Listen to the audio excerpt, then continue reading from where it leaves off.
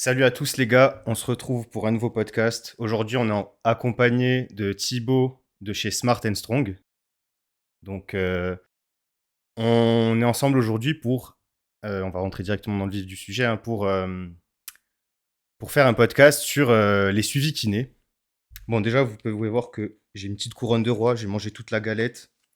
Donc, on ne peut que avoir la couronne si on mange toute la galette. Voilà, c'est dit.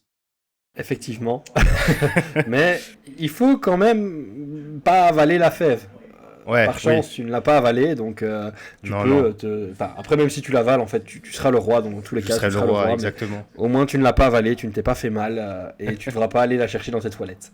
Du coup, pourquoi on fait un petit peu ce podcast avec Thibaut à l'origine, c'est un poste de Meno. Euh, alors, j'arrive jamais à prononcer son nom de famille. Moi, je dis Hanselman, Henselmans. peut-être. Ouais, Ouais, moi, je dis Hanselman. Henselmans. Du coup, voilà, qui a fait un post, qui a fait une petite review d'une étude. Alors, je sais pas si c'était une revue narrative ou je me souviens plus. Sur en fait les suivis kinés qui ne seraient, grosso merdo, hein, on rentrera un peu plus en détail, qui ne seraient pas si utiles que ça. Bon, encore une fois, il y a des nuances, on est là pour ça. Donc avec Thibaut, on en a un petit peu discuté sur les réseaux, et je trouve qu'on est assez d'accord là-dessus. Lui-même étant kiné, ce qui pourrait vous interloquer un petit peu, bah, voilà, il vous donnera son avis, mais a priori on va se rejoindre un petit peu. Moi, à la base, mon avis, il est purement basé sur mon expérience personnelle. Un petit peu de réflexion, mais j'ai jamais trop regardé la littérature de ce côté-là. Mhm. Et mon expérience là-dessus, c'est que, en fait, je crois qu'en 11 ans de pratique, j'ai peut-être vu le kiné 2 fois. Vraiment à des moments où, voilà, j'ai eu des choses, alors que j'estimais grave sur le coup, pour la première fois où j'y suis allé. Et la deuxième fois, c'était récemment, c'était il y a un an, où je me suis fait une blessure au deadlift, bah, qui dure depuis un an quasiment. Donc au final, c'était un peu, ouais, c'était une bonne blessure, quoi. Ouais. Donc sinon, en dehors de ça, toutes les petites douleurs et toutes les petites choses que peuvent rencontrer un pratiquant lambda, on va dire, bah, j'ai toujours su à peu près gérer. Bon, évidemment, pas dès mon début, pas dès mes débuts, mais en tout cas, voilà, c'est un petit peu ça. Bon, de retour, on a une petite coupure, un petit imprévu. Du coup, je vais te laisser prendre la parole, Thibaut, si tu veux bien expliquer un petit peu, toi, à l'origine, ce que tu penses. Bah, voilà, dire ce qui est promis un petit peu, tout ce qui est vanté par les suivis kinés, etc. Ouf, alors ça c'est potentiellement une tâche un petit peu ardue parce que c'est toujours un peu compliqué de prendre la parole pour tout le monde et pour la plupart des kinés, dans le sens où je pense que autant de kinés vont avoir des promesses un petit peu différentes vis-à-vis de leur pratique. Cela dit, et la kiné est en pleine évolution, j'ai envie de faire appel à de renvoyer vers un peu des gens comme Anthony Halimi, Brian Littré ou genre d'influenceurs qui sont présents, Rémi Ollier aussi, qui sont présents sur les réseaux et qui ont tendance un petit peu à changer un peu le paradigme dans lequel beaucoup de gens peuvent travailler. Mais on n'y est pas encore tout à fait, c'est quand même un peu niché, même au sein de la kiné. Et du coup, on est en transition. Cela dit, il y a encore beaucoup de kinés qui ont tendance à promettre monts et merveilles.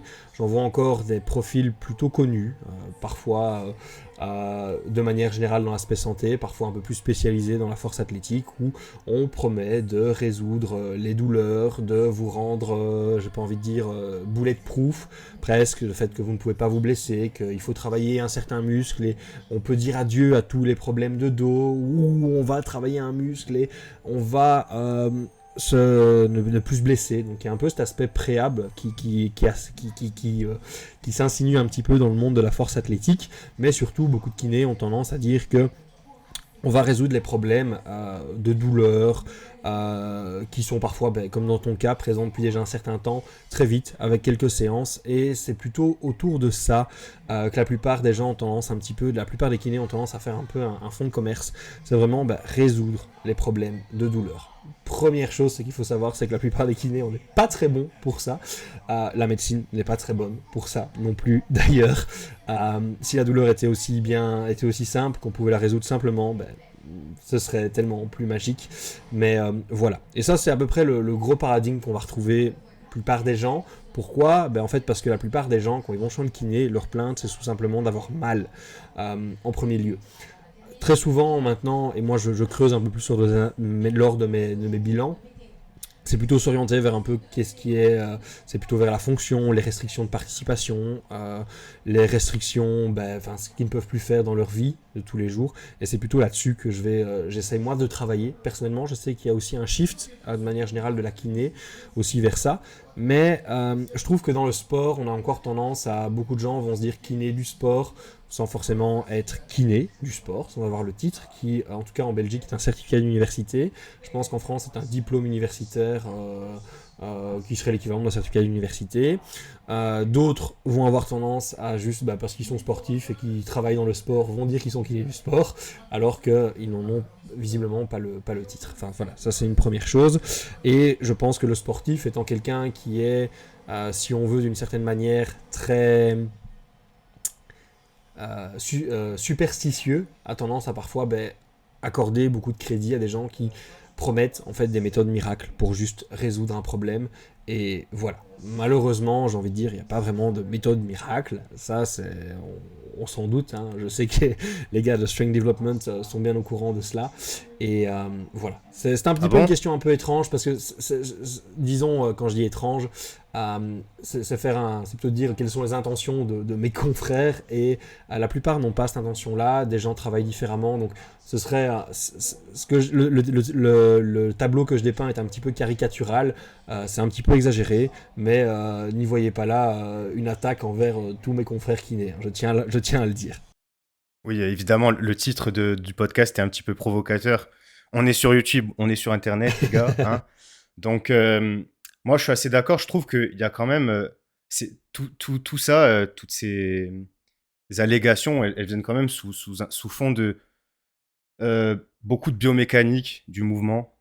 Pas assez de la part psycho de la douleur.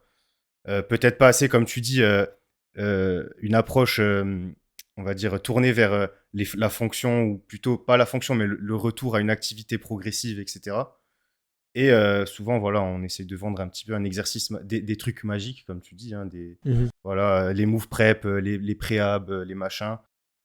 Et voilà. Ça pullule en ce moment hein, sur les réseaux, et je vois de plus en plus de kinés, d'étudiants kinés qui veulent se lancer et faire un peu de la rééducation pour powerlifters, ce genre de choses. Et si je pense que ça part d'un bon sentiment, que c'est plutôt une bonne chose d'avoir de plus en plus de praticiens qui soient conscients du fait qu'on puisse s'entraîner avec des sports de force, je pense qu'il y a énormément de bullshit. Le problème, c'est que j'en veux pas forcément à ces gens-là. Je pense que moi, je sors de mes études, et la plupart, une chose sur deux de ce qu'on m'apprenait, pouvait être remise en question, était au mieux pas très vrai sur le plan scientifique, et au pire était simplement des avis d'experts. Je pense que le souci étant que pas mal de profs sont un peu de l'ancienne école, une approche en fait très biomédicale, j'ai même pas envie de dire biomédicale, mais très biomédicale en fait de la douleur. Malgré le fait qu'on nous présente le modèle biopsychosocial, il n'était pas correctement présenté. Le fait qu'on nous propose aussi un peu, qu'on nous parle d'evidence-based practice, mais qu'on nous présente tout simplement, si tu veux, un tabouret à 3 pieds, en mettant autant de poids sur l'expérience du praticien, que l'expérience du clinique, que l'expérience du patient, et en fin de compte la littérature, alors qu'on sait à l'heure actuelle que c'est pas vraiment le cas. C'est plutôt un cadre de travail. C'est des étapes qui sont pas vraiment, elles sont distinctes, mais elles se passent au même moment. On parle plutôt d'une méthode, d'un entonnoir, mais avec partie plus large qui serait la littérature, partie un peu plus moyenne qui serait l'expérience du praticien, et puis la partie la plus fine qui serait les préférences du patient. Mais du coup, et en fait, ces 3 étapes, elles se passent pas de manière succincte comme dans un entonnoir où on déverse et puis ça descend. C'est vraiment au même moment, parce qu'en fait, sur base des préférences du patient, on va orienter sa recherche dans la littérature, et également sur base de son expertise clinique, on va également essayer de choisir, et donc d'arriver avec des propositions différentes. Mais du coup, voilà, je sais même pas si la proposition d'un entonnoir est forcément la chose la plus adaptée, mais c'est pas des choses qu'on nous présente en fait dans les cours, et on va un peu vers cette sursimplification, et du coup, en fait, globalement, moi on m'a toujours dit, quelqu'un a des douleurs d'épaule, ce qu'on me présentait en cours c'était, c'était la théorie du décentrage articulaire, de la dysfonction articulaire, qui est très héritée si tu veux de l'ostéopathie, et c'était vraiment la chose qu'on mettait en avant lors de mes études, et du coup, douleur d'épaule, ça veut dire qu'il faut identifier le décentrage. Tu dois identifier un décentrage avec tes mains, avec ta palpation. Or, on sait qu'on a maintenant énormément d'études qui nous montrent que la palpation, c'est pas quelque chose de très fiable. Et du coup, le souci étant que, voilà, si c'est déjà pas très fiable, comment est-ce qu'on peut établir un diagnostic de décentrage et puis établir les corrections articulaires qui devraient être réalisées pour corriger ce décentrage. Le seul moyen de vérifier s'il y a un réel décentrage, ce serait via l'utilisation de radiographie ou d'imagerie médicale. Ouais. Or, en tant que kiné, nous n'y avons pas accès lors de notre pratique. Donc, c'est plein de choses comme ça.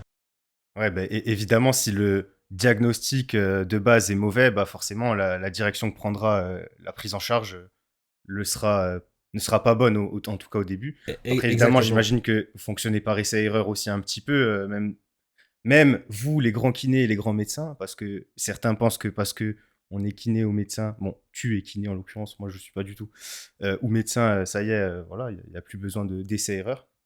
Bon, je ne sais pas si c'est quelque chose qui est répandu. Bon, c'est pas l'objet de ce podcast en tout cas.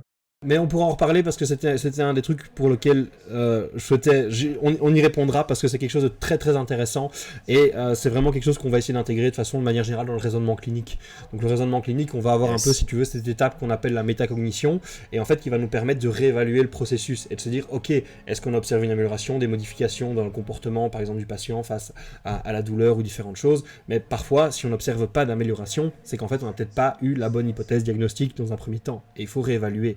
Donc, ce qui n'est pas grave en soi. Ce qui n'est pas grave du tout, puisqu'en fait, quand on fait un diagnostic, c'est souvent un truc que j'essaye de rappeler, en tout cas quand on fait des hypothèses diagnostiques, l'idée est d'y aller plutôt de manière probabiliste. En fait, on a des données épidémiologiques, elles nous servent tout simplement, en fait, ces données épidémiologiques, à un petit peu, si tu veux, nous guider dans le diagnostic. Plus une pathologie est présente au sein d'une population, plus on a de chance si les signes cliniques sont là, que ce soit celle-là. Exactement, c'est purement statistique, mais c'est aussi à ça qu'elles nous servent, en fait, ces données épidémiologiques. C'est juste nous aider, d'une manière générale, à observer ce diagnostic. Il faut aussi savoir que les pathologies qu'on va nous présenter durant nos études, on va nous dire il y a tel signe. En pratique, c'est rare de voir une pathologie qui va réunir tous les signes cliniques qu'on nous a présenté sur le plan théorique, et même parfois tu as des pathologies qui vont avoir des signes cliniques, d'autres pathologies où ça se mélange, et c'est là que ça devient un petit peu tricky. Est-ce qu'il y a plusieurs pathologies qui sont présentes, est-ce qu'il n'y en a qu'une, enfin voilà, du coup ça c'est l'aspect qui est parfois un petit peu chouette,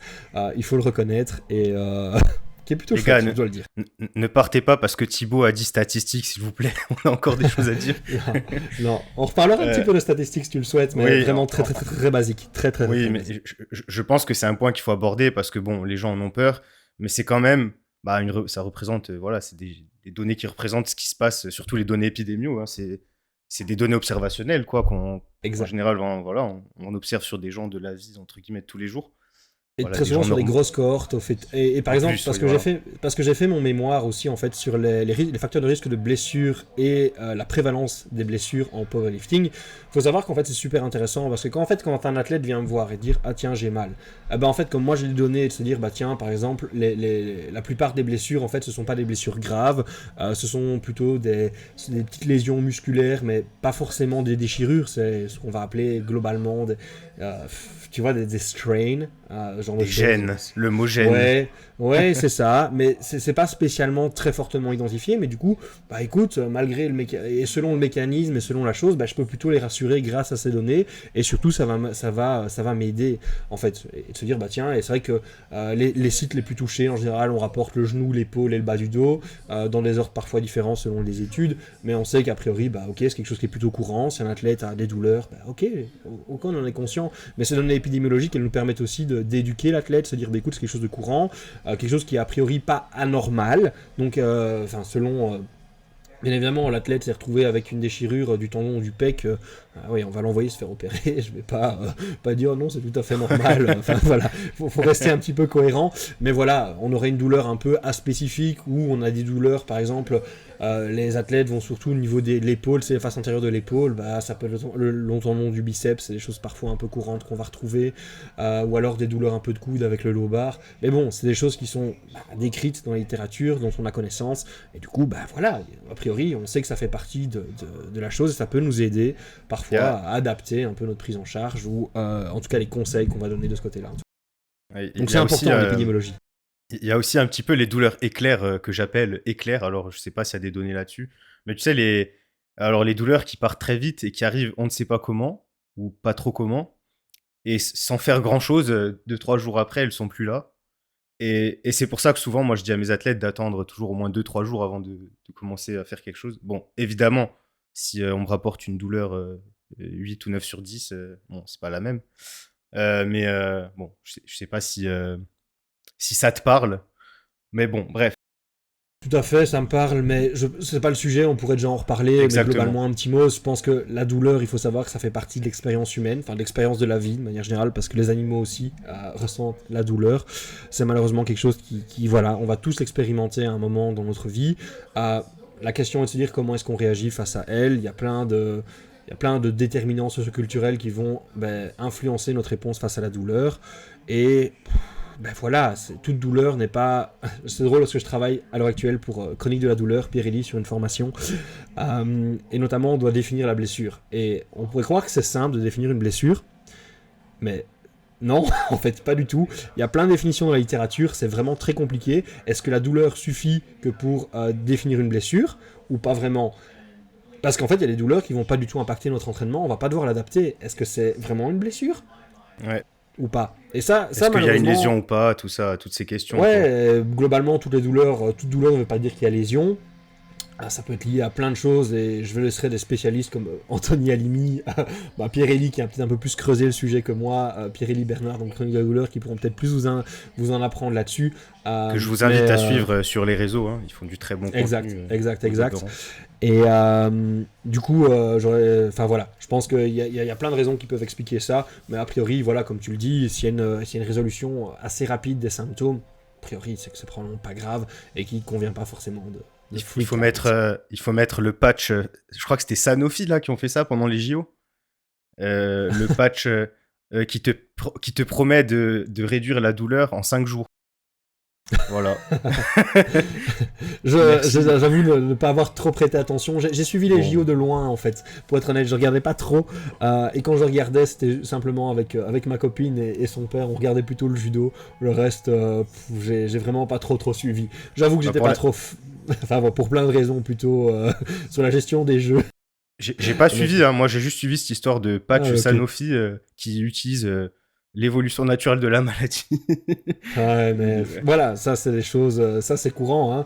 Il y a pas si longtemps, il y a un influenceur qui disait comment j'ai guéri mon mal de dos en 1 semaine. Et j'étais chef, t'as rien guéri du tout, c'est l'histoire naturelle et la régression vers la moyenne qui a fait que ouais, mais à partir du moment où j'ai été optimiste, que j'ai resté actif, on peut pas dire que je me suis guéri. J'étais moi les gars, je veux dire, c'est un processus naturel, donc forcément, enfin.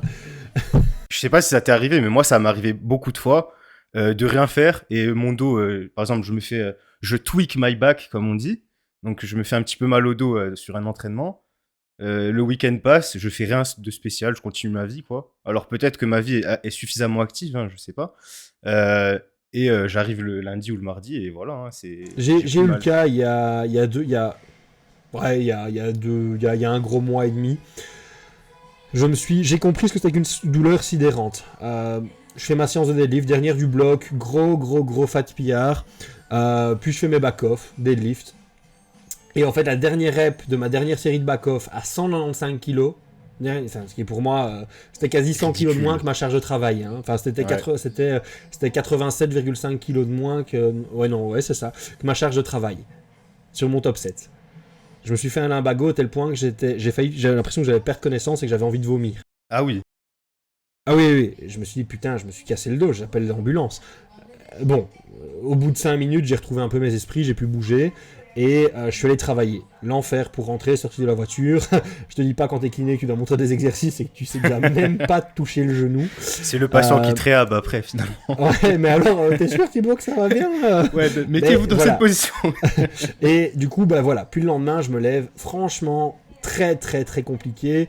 Mettre mes chaussettes, il m'a fallu près de 10 minutes, mais j'y suis arrivé à base de mouvements répétés. En fait, juste venir chercher un peu de flexion-extension et progressivement aller chercher un peu l'amplitude et puis y arriver. Et franchement, le vendredi, même rester assis, et en fait, de la nuit, j'avais eu des décharges au niveau des quadriceps. Les quadriceps contractaient tellement qu'en fait, et qui me faisaient mal, j'avais des sensations, même porter un pantalon me faisait mal. Je me suis dit, putain, ça ressemble vraiment à une lésion neurologique. Je crois que je me suis pété le dos. Probablement, pété le dos, je dis hernie ou ce genre de choses, tu sais, mais probablement une belle hernie. Et je commence un peu à m'inquiéter parce que des fasciculations au niveau du muscle, des contractions un peu anarchiques, et je dors pas bien, mes muscles ont l'air crevés. Le samedi, j'ai fait ma séance de squat normale. Enfin, 2 jours après l'accident, je fais ma séance de squat normale. Bah voilà. Donc, et j'avais toujours mal au dos. Et puis 10 jours après, il a fallu attendre 10 jours pour vraiment plus de résolution, plus de raideur, plus de problème. 10 jours. Sans spécialement avoir d'intervention. Non, laisser le temps faire, bouger et pas trop s'inquiéter, suivre un peu les symptômes. Alors au début, les premiers jours, il y avait presque un peu cette composante, j'avais presque envie de dire radiculaire, donc au niveau, la compression, tout ça était vraiment, c'était vraiment étrange. J'ai vraiment pensé belle hernie, mais bon, je suis pas inquiété, j'ai laissé un peu le temps faire et voilà. Donc non, même ça arrive et puis j'ai deadlifté normalement après j'ai envie de dire une semaine quoi.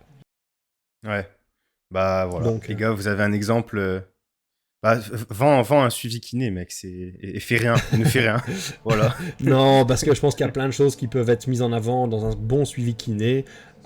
Mais il faut pas dire qu'on a une intervention quand tout simplement on laisse la nature faire. Et il faut savoir que pour beaucoup de pathologies, c'est comme ça. Je pense à la lombalgie aiguë. On sait que la plupart du temps, une lombalgie, un lumbago, va se résoudre entre 2 et 6 semaines. Et naturellement, peu importe l'intervention qu'on va lui faire subir. Donc en fait, j'ai pas envie de dire que quelqu'un a un peu moins mal à son lumbago, que c'est parce que j'ai eu une intervention, c'est probablement parce qu'en fait le temps a fait son office. Tout comme maintenant on commence à avoir des données sur les épicondyalgies, donc ou les douleurs au niveau des épicondyliens. Ce qui se passe, c'est qu'en fait, il semblerait que, au bout d'un an, peu importe ce qu'on fasse, peu importe le traitement, que ce soit faire ou ne rien faire, ça change pas grand-chose en termes de fonction et de douleur.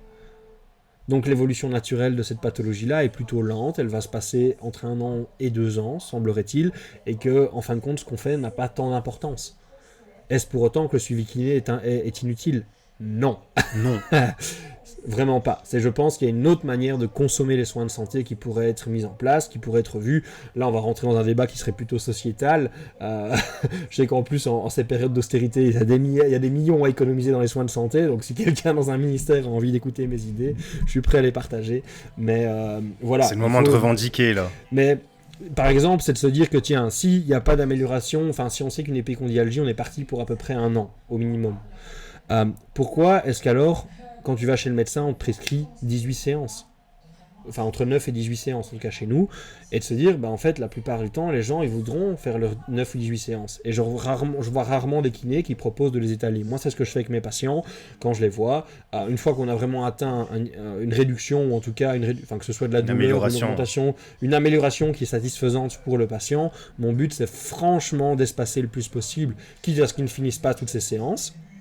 Ça, et de le rendre autonome par la Exactement, et qu'en fait, on utilise par la suite les séances, soit pour le rassurer, parce qu'il y a un autre souci, tiens, en fait, j'ai mal mon épaule, ça va vraiment pas, il vient et on regarde, même si à la base, sa séance était pour le coude, c'est ce genre de choses qu'on peut essayer de mettre en place, et voilà, en tout cas, tu vois, il y a vraiment, mais du coup, les soins de santé tels qu'ils sont prévus, c'est 18 séances, ok, c'est bon, tu seras soigné, en fait, pas vraiment, et du coup, en général, c'est durant l'année que tu as droit à ces 18 séances, puis l'année suivante, ok, tu y as droit à nouveau, mais j'aurais tendance à dire que y a peut-être une façon dont on devrait consommer, en tout cas prévoir les soins de santé différemment.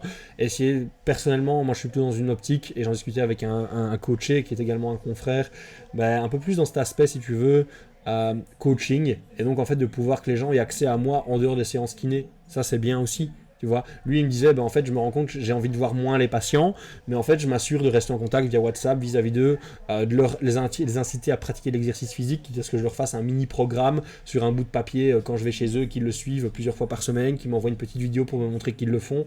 Tu vois, c'est ce genre de choses il faudrait évoluer un peu avec son temps. Parce que la kiné, c'est une discipline qui est relativement récente, c'est après-guerre, surtout après la Première et la Seconde Guerre mondiale. On a beaucoup d'amputés, on commence à devoir rééduquer ces gens-là, leur mettre des prothèses, et c'est vraiment assez récent comme discipline en fait médicale. Et du coup, en fait, c'est aussi normal qu'on ait besoin d'évoluer, mais on reste, t'imagines, si on a déjà une discipline, une branche très récente des sciences, et particulièrement dans le monde médical, et qu'on reste déjà sur nos acquis d'il y a 20, 30, 40 ans, en fait, on est à peine sorti de l'œuf qu'on arrête déjà d'évoluer, quoi. Donc ça, c'est un peu l'aspect où je pense qu'il y a aussi toute une question sociale sur le nombre de prescriptions, le remboursement. Moi ici, un truc que j'utilise énormément avec des athlètes, c'est que je fais pas plusieurs séances, c'est que je fais une séance, mais une séance qui va durer entre 90 minutes et 2h30, quoi. Et 90, 90. 90 et entre 90 minutes et 2h30, ça fait combien? 2h120, 150 minutes. Et je prends le temps, entre 90 et 150 minutes, on va tout revoir. On va voir des facteurs de stress de la vie, à l'entraînement, à l'hygiène de vie, le sommeil, et on va essayer de voir un peu qu'est-ce qu'on peut modifier, qu'est-ce qu'on peut adapter, le protocole d'exercice, d'entraînement, différentes choses, tu vois. Et ça, en fait, je remarque que les athlètes, en général, avec ça les permet de les mettre sur une pente très positive, et même si la douleur n'est pas réduite au bout d'une semaine, très souvent on arrive quand même à une évolution, et c'est plutôt des patients chroniques qui viennent me voir dans ces cas-là. Ici j'ai eu un patient, pour ainsi dire, qui est venu me voir après en tout cas mon hypothèse c'était que c'était une double tendinopathie une double tendinopathie rotulienne, patellaire si tu veux, au niveau des genoux du coup, qui traîne depuis 1 an et demi. Et en fait tout ce qu'il avait besoin c'était un peu que je puisse l'aider vis-à-vis de sa gestion de sa charge d'entraînement, mais qu'on puisse potentiellement trouver aussi des petits exercices qui lui permettent de rentrer dans sa séance en diminuant, en fait, qui lui permettent de comment est-ce que tu peux t'échauffer pour arriver sur tes premières séries en te sentant bien échauffé, en n'ayant pas trop de douleur. Et en fait, tout ce qu'on a pu faire, c'est ça. On a pris 90 minutes pour trouver ça. On a adapté un petit peu sa technique. On s'est dit, tiens, on va peut-être retirer tes chaussures de squat pour le moment. On va peut-être mettre un petit peu d'isométrique, non pas parce que l'isométrique est magique, comme certains influenceurs pourraient le dire et dire que ça réduit les douleurs, mais tout simplement parce que c'était ce qui lui permettait en échauffement de s'échauffer avec le moins de douleur possible. Et puis, on arrivait sur l'entraînement, on a essayé de réduction. Tiens, est-ce que si on réduit l'amplitude, est-ce que si c'est vraiment lié à la charge, est-ce que c'est lié au tempo, et on a essayé de trouver un peu des variantes qu'il puisse utiliser. Et ici on est à 2 mois, il m'a envoyé un message début de semaine en disant écoute, avant quand je commençais à courir pour attraper mon tram j'avais mal, maintenant c'est même plus le cas. Tu vois, il s'en est rendu compte, ah merde, j'ai dû rattraper mon tram, avant quand je le faisais j'avais mal au genou, maintenant je l'ai fait, j'ai même plus mal. Et en fait, avec des charges avec lesquelles j'avais mal, j'ai plus mal. Donc qu'est-ce qu'on fait maintenant? Je dis voilà, on va évoluer, tu peux faire ce genre de choses. Mais du coup, je trouve qu'en fait, c'est autonomiser le patient, c'est vraiment l'aider. Et du coup, on en vient un petit peu à cette question un peu de la séance unique qu'on va essayer d'aborder un petit peu, parce que tu parlais un peu de cette revue un peu plus tôt. Et je propose, si tu veux, d'en faire un petit débrief. Qu'en dis-tu? Yes. Juste petite... je rebondis sur ce que tu as dit il y a peut-être 2 minutes, quand tu disais que tu mets en place une gestion de la charge d'entraînement, etc. Moi, en tant que coach, c'est là où je m'arrête. Je vais pas au-delà. Dès qu'il y a besoin de faire plus, je me dis c'est plus mon rôle. Et du coup, c'est vrai que des fois, j'ai des discussions avec des athlètes où justement, je suis amené à leur dire que, en fait, on voit beaucoup de coachs, soit qui s'improvisent kiné, soit qui vont au-delà de ce que moi je fais de la gestion de la charge d'entraînement, qui vont mettre en place une gestion de la charge d'entraînement. À côté, ils vont faire du move prep, du préhab, etc. Et derrière, ils vont... Alors, je vais caricaturer comme tu as fait dans l'intro, mais ils vont un peu te dire, c'est un peu les mouvements de préhab, etc., qui ont permis de réduire les douleurs, alors que c'est gros comme une patate que tu as fait une gestion de la charge d'entraînement. Moi, j'aurais misé plus là-dessus, tu vois. C'est tout simplement de l'erreur post-hoc, en fait. C'est de l'erreur post-hoc. C'est exact, ouais, voilà. Si tu t'entraînes à 30% de ta RM pendant 6 mois, il faut pas s'étonner que tes douleurs diminuent. Même, tu peux faire ce que tu veux à côté, même rien en fait. Donc, ouais, moi j'ai juste un souci quand même avec certains coachs quand ils font ce genre de choses. C'est que, en théorie, que ce soit un kiné ou un médecin, ou même enfin voilà, d'autres professionnels dans le monde médical ou paramédical, on est quand même formé à une certaine forme de diagnostic. Je ne vais pas dire que je fais un diagnostic médical, je fais un diagnostic kinésithérapeutique. Ça veut dire que je vais mettre des hypothèses diagnostiques vis-à-vis de ce que je vois. C'est pas à moi de poser le diagnostic, mais je vais quand même en essayer d'en émettre. Simplement parce que le médecin a pu voir le patient à un autre moment, a pu voir d'autres choses, et en général plus de temps que le médecin, je vais pouvoir le revoir d'autres reprises, donc ça me permet d'affiner un petit peu la chose. Mais du coup, on est entraîné, si tu veux, à la génération d'hypothèses diagnostiques et d'hypothèses cliniques. Le coach ne l'est pas. Et du coup, il y a aussi parfois le risque que le coach passe à quelque chose qui soit peut-être plus grave, ou quelque chose qui nécessite une prise en charge particulière. Et ça, c'est vraiment quelque chose qui est un petit peu frustrant, quand je vois beaucoup de coachs qui maintenant s'improvisent, en tout cas, comme tu le dis, d'une certaine manière kiné, ou réathlétiseur, ou prépa, enfin tu vois, ce genre de choses. Parce que c'est un terme que j'entends de plus en plus de coachs utiliser, réathlétiseur, tu vois. Et je pense que c'est pas une mauvaise chose d'un côté, ça vient d'un bon état d'esprit, parce que je pense que la plupart des kinés sont pas assez bien formés dans la gestion des facteurs d'entraînement, et du coup que c'est souvent, les rééducations sont pas toujours suffisamment bien dosées. J'ai quand même l'impression que c'est de moins en moins le cas, hein. Je sais pas si tu... Exactement, mais c'est ce que j'expliquais un peu au début. T'as des gens qui maintenant comprennent ça de plus en plus. Alors les kinés sont toujours un petit peu en retard. Un kiné ne sait toujours pas dire exactement comment fonctionne la force ou l'hypertrophie de manière générale. Je caricature à nouveau, mais les connaissances sur le développement des qualités physiques est encore un petit peu en retrait. C'est pas quelque chose qui est appris dans les cours. Tu sais, moi on m'a dit tu veux augmenter la force et l'hypertrophie dans les cours, tu fais la méthode Lejar. Donc le 3-7 avec tu commences à 80%, tu fais 3 répétitions, prends 45 secondes de récupération ou 30, tu fais 4 reps, 30 secondes de récupération et tu montes jusqu'à faire 7 reps. Parce qu'en fait ça fonctionnait sur des rugbymen. Et du coup, c'était comment on développe la force et l'hypertrophie. Et moi, j'étais, mais putain, je m'arrachais les cheveux, quoi. Et alors, j'ai vu des gens à l'ULB qui discutaient de ce genre de choses, et je leur expliquais. Et alors, on a discuté un peu dans le protocole avec des powerlifters. Oh, ce serait vraiment très intéressant avec des powerlifters. Je dis non, pas du tout. On veut pas s'entraîner trop proche de l'échec, pour plein de raisons, parce qu'en fait, c'est pas la proximité à l'échec qui détermine si on fait des gains en force. À la limite, pour l'hypertrophie, pourquoi pas, mais ça va induire tellement de fatigue qu'en fait, ça va probablement être contre-productif pour les séances d'entraînement suivantes. Par contre, un rugbyman qui a peut-être une demi-heure ou 1 heure par semaine à allouer de la préparation physique générale, moi je dis banger, vas-y, franchement, fonce. C'est super bien, ça te permet d'avoir un stimulus qui va favoriser les gains en force et en hypertrophie. Enfin voilà, mais ça c'est des trucs qu'on nous présente qui sont pas correctement contextualisés. Moi, je trouve que... Je te coupe, excuse-moi, mais je trouve que ces protocoles-là, le 3-7 et tout, ils mettaient un petit peu... on a l'impression que c'est un peu un truc magique. Moi, j'aurais préféré qu'on présente des principes, tu vois. Oui, mais c'est pas ce qui se passe. Et t'as tout à fait raison. Cela dit, c'est un protocole qui va quand même d'une manière... Ça entretient le narratif de trucs bizarres, un peu magiques. Oui, tout à fait. Mais d'un autre côté, ça fonctionne. Il faut le reconnaître, c'est un protocole qui fonctionne, qui a quand même une certaine validité scientifique. Mais pas parce que c'est 3 et 7 reps. Non, mais c'est juste parce qu'en fait t'as un volume qui est quand même relativement important sur un mouvement, t'as une proximité à l'échec qui va être quand même relativement importante, mais tu vas probablement avoir une proximité à l'échec qui est très faible sur tes premières séries qui vont favoriser des gains des gains en force et en puissance, et puis tes séries plus tardives qui vont probablement plutôt s'occuper des gains, un peu plus favoriser les gains en hypertrophie. Donc c'est probablement juste lié à ça, mais plutôt que de t'apprendre les principes, on te présente des choses et du coup les gens ne comprennent pas pourquoi telle ou telle chose, en tout cas en termes kiné, bien que ça va de mieux en mieux, je tiens à le dire, en tout cas c'est pas des choses qui nous sont présentées lors de nos apprentissages, et très souvent tu te limites au 3x10, tu vois, c'est le truc bateau, quand tu vas en ton maître de stage c'est 3x10, c'est le truc qui est vraiment un mème, mais à juste titre, c'est ce que les gens font sur le terrain, et sans savoir pourquoi. Et très souvent, c'est sous-dosé. Mais voilà. Et du coup, je trouve que d'une certaine manière, l'idée d'avoir des réathlétiseurs, c'est des gens, je suis coach, d'un côté, je connais peut-être mieux la prescription d'exercice que le kiné, d'un point de vue de développement des qualités physiques. Non pas gestion de la douleur ou ce genre de choses. Hein. C'est vraiment deux contextes différents. Mais ici, ce qui se passe, du coup, c'est que ils sortent un petit peu de leur lane, si tu veux, de leur... j'ai envie de dire, champ d'expertise. Et ça, c'est le gros souci parce qu'on pourrait passer à côté de certaines choses. Et même parfois, nous, en tant que kiné, en tant que professionnel, on passe à côté de certaines choses. Alors imagine si le coach a encore moins les codes que pour passer. Ça peut arriver qu'un kiné, moi, ça m'est arrivé une fois d'avoir quelqu'un qui me dit j'ai mal, je me suis fait une entorse.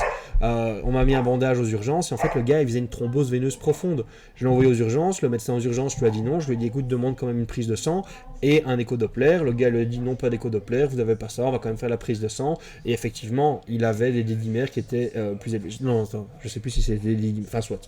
Mais il avait le marqueur, en tout cas, de la thrombose veineuse profonde qui était bien marqué. Et tu vois, ok, ça arrive, c'est juste parce que moi, il avait un mollet douloureux, gonflé suite à...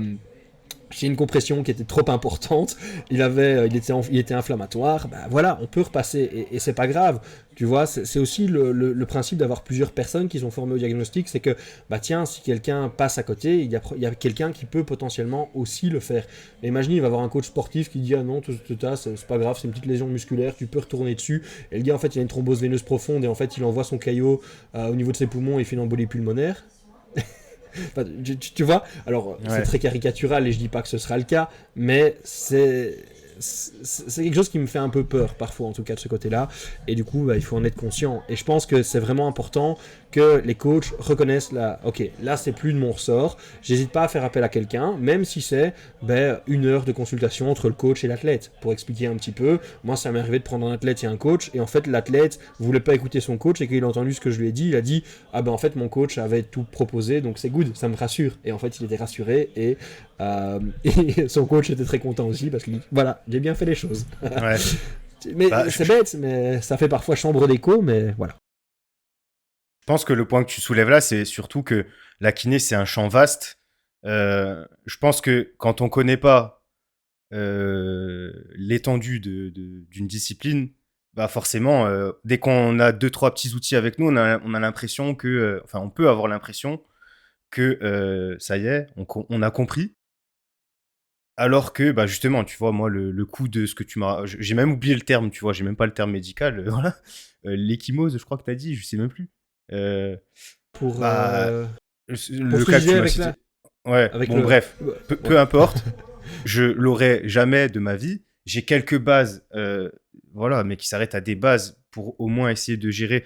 Moi, je pense que, je sais pas ce que tu en penses, mais s'il y a une cause qui a l'air clairement identifiée, par exemple, qui a l'air clairement identifiée, c'est peut-être un petit peu utopique, mais on va dire, ouais, voilà, t'as un athlète qui arrive. Ouais. D'un point de vue scientifique, on fait toujours du biais de confirmation ou alors de l'erreur post-op dans ce genre de cas. C'est facile a posteriori de dire c'était ça, mais bon, a priori, c'est très compliqué. Admettons, t'as un athlète, il s'est pris un tacle, il a le tibia cassé. Ouais, ok. Là, c'est clair. Voilà. Mais rigole pas, mais avec les incidents traumatiques, c'est le cas. On peut clairement identifier l'incident traumatique. Mais comme nous, on fait face souvent à des blessures non traumatiques, c'est compliqué d'identifier une cause précise. C'est ça, en fait. ouais. Et je pense que c'est là où, clairement, là, on est, comme tu disais tout à l'heure, il y a plein de situations différentes. Et c'est ce dans quoi on est dans la force athlétique. C'est très rare que quelqu'un... En tout cas, moi, personnellement, ça m'est jamais arrivé que la cause soit clairement identifiée, entre guillemets, voilà. Ou que y ait une déchirure, ou que, voilà, souvent, ça va être des petites tendinites qui s'installent, ou voilà. Tendinopathie, s'il te plaît. Pardon, excuse-moi. Et le gars, il est passé pour le gars pédant qui fait chier, et ça y est, ma cote de popularité est en baisse. Le pire, c'est que je l'entends tout le temps, mais moi, c'est d'usage commun, tendinite. On dit comme ça dans ma famille depuis des lustres. Ce qui est drôle, pour la petite anecdote, c'est qu'en fait, même maintenant, quand tu dis tendinite, on parle plutôt de tendinopathie, parce qu'en fait, on parle des pathologies du tendon. Ouais. On a pensé aussi, quand on a changé l'appellation de tendinite vers tendinopathie, qu'en fait, il n'y avait pas trop d'hypothèses inflammatoires dans la pathogenèse, le développement de la pathologie, de cette pathologie-là. Et en fait, à l'heure actuelle, il semblerait quand même que l'inflammation, mais plutôt une inflammation de bas grade, et surtout lorsqu'elle elle dure, en fait, soit quand même un des mécanismes pathologiques qu'on souhaite adresser.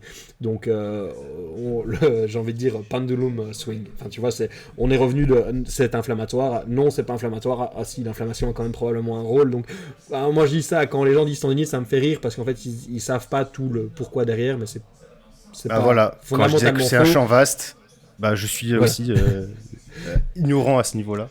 Mais c'est pas grave du tout. Voilà, oui, c'est un message qu'il faut faire passer, c'est que faut être à l'aise avec le fait d'être ignorant. C'est pour ça faut être à l'aise avec le fait de ne pas tout savoir, de ne pas toujours être certain, surtout quand on parle de diagnostic. À l'aise avec l'incertitude, ouais. À l'aise avec l'incertitude, exactement. Voilà. On va reprendre sur les suivis. Ouais, je pense qu'on va se recentrer un petit peu sur les suivis kinés, ça fait déjà presque 40 minutes. Mine de rien, ça passe vite. Les suivis kinés, alors...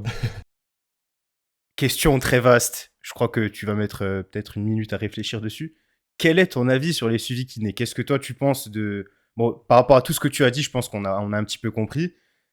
À la limite, la meilleure question, c'est quelle serait une meilleure alternative pour toi au Je suivi kiné? vais reprendre l'étude de Meno, hein, ça va, je vais partir de là parce qu'en fait Yes. ce sera, Oui, plus, c'est ce vrai, sera on même devait- plus intéressant, même d'aider à comprendre un peu moi le raisonnement par lequel je suis passé aussi quand je réfléchis à base le suivi kiné.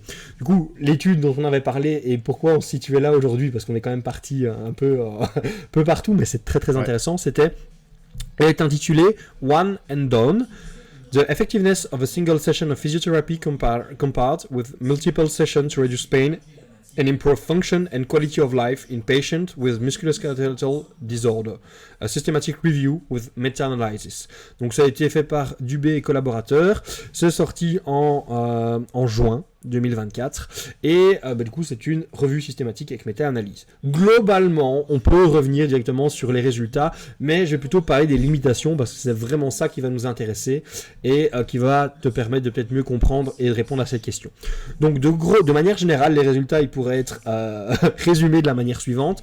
C'est qu'on observe, c'est qu'on échoue à observer une différence cliniquement significative sur la douleur, la fonction et la qualité de vie entre une seule séance de kinésithérapie et de multiples séances de kinésithérapie dans la gestion des troubles musculo-squelettiques. En gros, ça veut dire que qu'on fasse une séance ou plusieurs séances, on n'a pas un impact différent sur la douleur, la fonction, la qualité de vie. Donc en gros, une ou plusieurs, il semblerait que ça n'ait pas trop d'impact selon cette méta-analyse-là. Cela dit, je tiens à dire que quand on regarde les sous-analyses, il y a quand même une différence en faveur de multiples sessions pour la douleur au-delà de 6 mois. Donc, lorsqu'on prend un temps au-delà de 6 mois, il semblerait quand même qu'il y ait une petite tendance qui se dégage, une tendance positive en faveur de multiples sessions. Ça, c'était pas rapporté par Meno quand même, me semble, en tout cas. Peut-être que je me trompe. Mais du coup, fonction si c'est plutôt la douleur qui est dérangeante ou la fonction, on peut peut-être déjà faire face à quelque chose de différent. Tu vois ce que je veux dire? Donc là, en fonction de ce que nous dit la littérature, la douleur, si c'est vraiment la douleur le problème, peut-être qu'on peut faire plus de séances. Ça aura peut-être un impact peut-être plus notable sur la fonction, il ne semblerait pas. Tu vois? En tout cas, particulièrement à 6 mois. Cependant, je dirais quand même qu'il y a de grosses limitations avec cette étude. Ça va voir que c'est une méta-analyse qui a seulement inclus 6 études. Ok. Dont 4 avec des conditions dont seulement 4 conditions musculo-squelettiques. Donc tu vas seulement te retrouver avec des gens qui ont de l'arthrose du genou, des fractures ostéoporétiques de la colonne, des cervicalgies et des douleurs d'épaule. Donc c'est difficile de généraliser à une population plus large, par exemple. Ensuite, je pense aussi dans le sens où c'est pas des pathologies qu'on retrouve nécessairement. Ouais. Mais ça dit, c'est tout à fait le cas. Ensuite, ce sont des études hétérogènes, qui ont été incluses. Donc en fait, la qualité des études est assez, les protocoles sont assez différents, et du coup, ça fait qu'on va se retrouver des études assez hétérogènes. Et les risques de biais étaient considérés comme modéré, mais selon la Cochrane Risk of Bias 2 Assessment, du coup il parlait de ce qu'on appelle some concern, comme diraient les auteurs. Donc on peut imaginer un risque de biais qui est relativement modéré, mais surtout la plus grosse chose qu'il faut tirer de ces résultats-là, c'est que malgré le fait qu'on échoue à montrer une différence entre les conditions, ou qu'on ne mette pas en évidence une condition plus favorable par rapport à l'autre, c'est qu'on a un large intervalle de confiance. Ça veut dire qu'en fait la certitude est faible. Et donc, je ne serais pas super confiant dans le fait de changer complètement une pratique sur base seulement de cette étude-là. Mais c'est pas grave. Parce qu'en fait, Meno l'a fait plutôt bien. Et c'est une étude qui était citée justement par les auteurs de cette revue systématique et méta-analyse. C'est qu'ils ont dit, on se base aussi quand même sur des résultats d'autres études, notamment une étude qui a été réalisée par Buzazi et collaborateurs, mais celle-ci en 2022, et qui est intitulée Effects of Booster Session on Self-Management Interventions for Chronic Musculoskeletal Pain, a Systematic Review and Meta-Analysis of Randomized Controlled Trials. Donc ici, on a une étude qui est sur la douleur chronique, mais qui est majoritairement sur des femmes avec de l'arthrose du genou, de la fibromyalgie, des lombalgies et des cervicalgies. Donc à nouveau, difficile de généraliser, surtout ici qu'on est vraiment avec plutôt un billet de sélection au niveau des participants qui est plutôt en faveur plutôt de la jante féminine. Mais compte tenu des pathologies, notamment vis-à-vis de la fibromyalgie, qui est quand même une pathologie plutôt féminine, ça explique un petit peu la chose. Ça va ? Ici, les patients ils sont en self-management, mais certains bénéficient parfois d'une séance chez un pro de la santé. C'est-à-dire qu'en gros, les gens, on leur a donné une séance et après ils se débrouillent, et puis d'autres, ils ont ce qu'on appelle des booster sessions, donc de temps en temps, ils font une petite séance supplémentaire où ils retournent voir leur kiné. Alors, de manière générale, ce que cette revue systématique et méta-analyse, elle rapporte, c'est que le niveau de preuve est très faible. Niveau de preuve très faible, généralisation très compliquée. De manière générale, dans les résultats, on échoue à observer une différence entre l'autogestion et l'ajout de sessions booster pour l'auto-efficacité face à la douleur, l'amélioration sur la fonction physique rapportée par le patient ou encore l'incapacité liée à la douleur. Par contre, les sessions booster, elles ont un effet positif sur la catastrophisation liée à la douleur. Donc refaire des séances de temps en temps, c'est-à-dire que le patient, il a un peu mal, il continue d'avoir mal, il freak out, s'il va un peu voir son patient, très souvent, ça a un effet plutôt positif sur la catastrophisation, donc ça permet de les rassurer. Donc ça, tu vois, là-dessus, il y a quand même des contextes qui vont nous permettre de se dire, dans certains cas, ça pourrait être intéressant, en fin de compte, de faire une seule séance ou plusieurs. Voilà, mais ici encore, de grosses limitations. Donc comme je le disais, le niveau de preuve est très faible. Donc les études incluses ne sont pas de qualité très très bonne.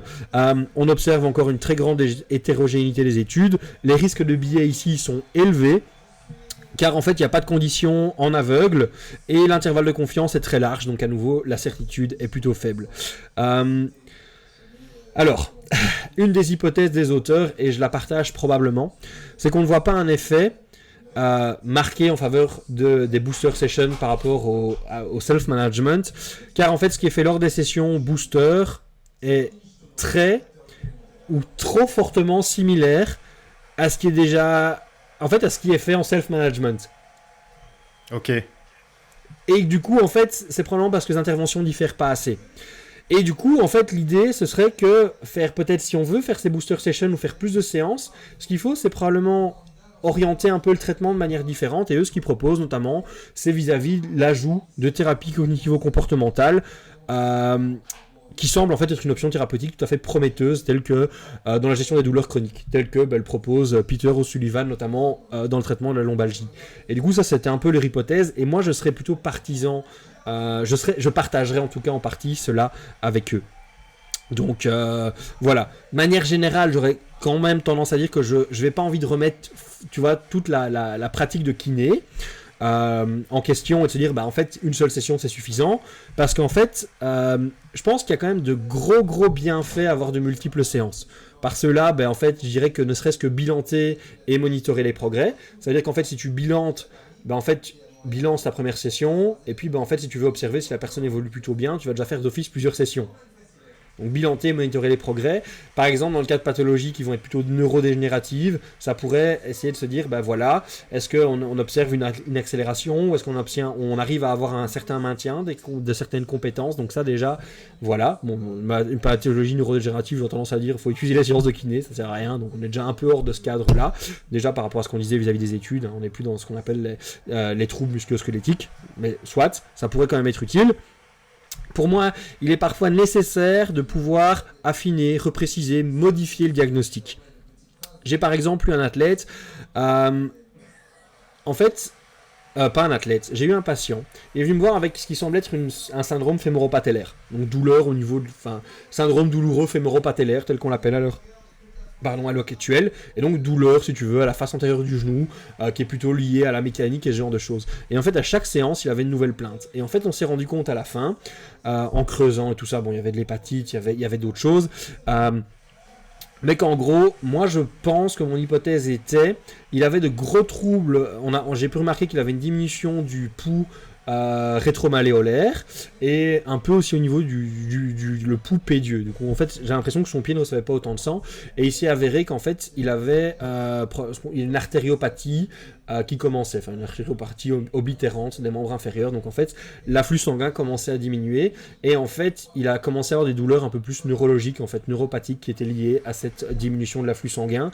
Et mon hypothèse est, et malheureusement, ici, il est, parce que moi je travaille dans une institution, et du coup je traite les gens dans l'institution, dans une ASBL.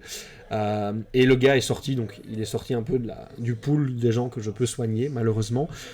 Mais pour moi, on était vraiment plutôt probablement sur des douleurs, probablement composantes fémoro-patellaires, en tout cas articulaires. Mais en plus, plus on creusait, plus on a vu qu'il y avait aussi d'autres choses. Et du coup, c'est bien aussi parfois quand tu as des patients avec un peu plus complexes, qui ont beaucoup plus d'antécédents, ça te permet d'être compris. Et puis ça a permis de le réorienter aussi et d'avoir un examen qui était plutôt... qui était un peu plus adapté et du coup d'avoir potentiellement des possibilités de traitement aussi pour cela. Donc ça, c'est vraiment une des choses. Ensuite, ça me paraît vraiment important pour aider les personnes qui n'ont pas le temps, qui n'ont pas forcément l'occasion ou la motivation de faire des exercices ou des options de traitement en autogestion. Il y a des gens qui en fait ont juste pas la motivation, les capacités ou le temps, l'organisation qui leur permettent de travailler à domicile. Et du coup, c'est important alors de pas les laisser seuls et en fait de dire venez, on va faire un cabinet, on va faire cela. Exactement, et de les accompagner parce qu'on n'est pas tous égaux face à la motivation. On n'est pas tous égaux face au temps qu'on a dans une journée.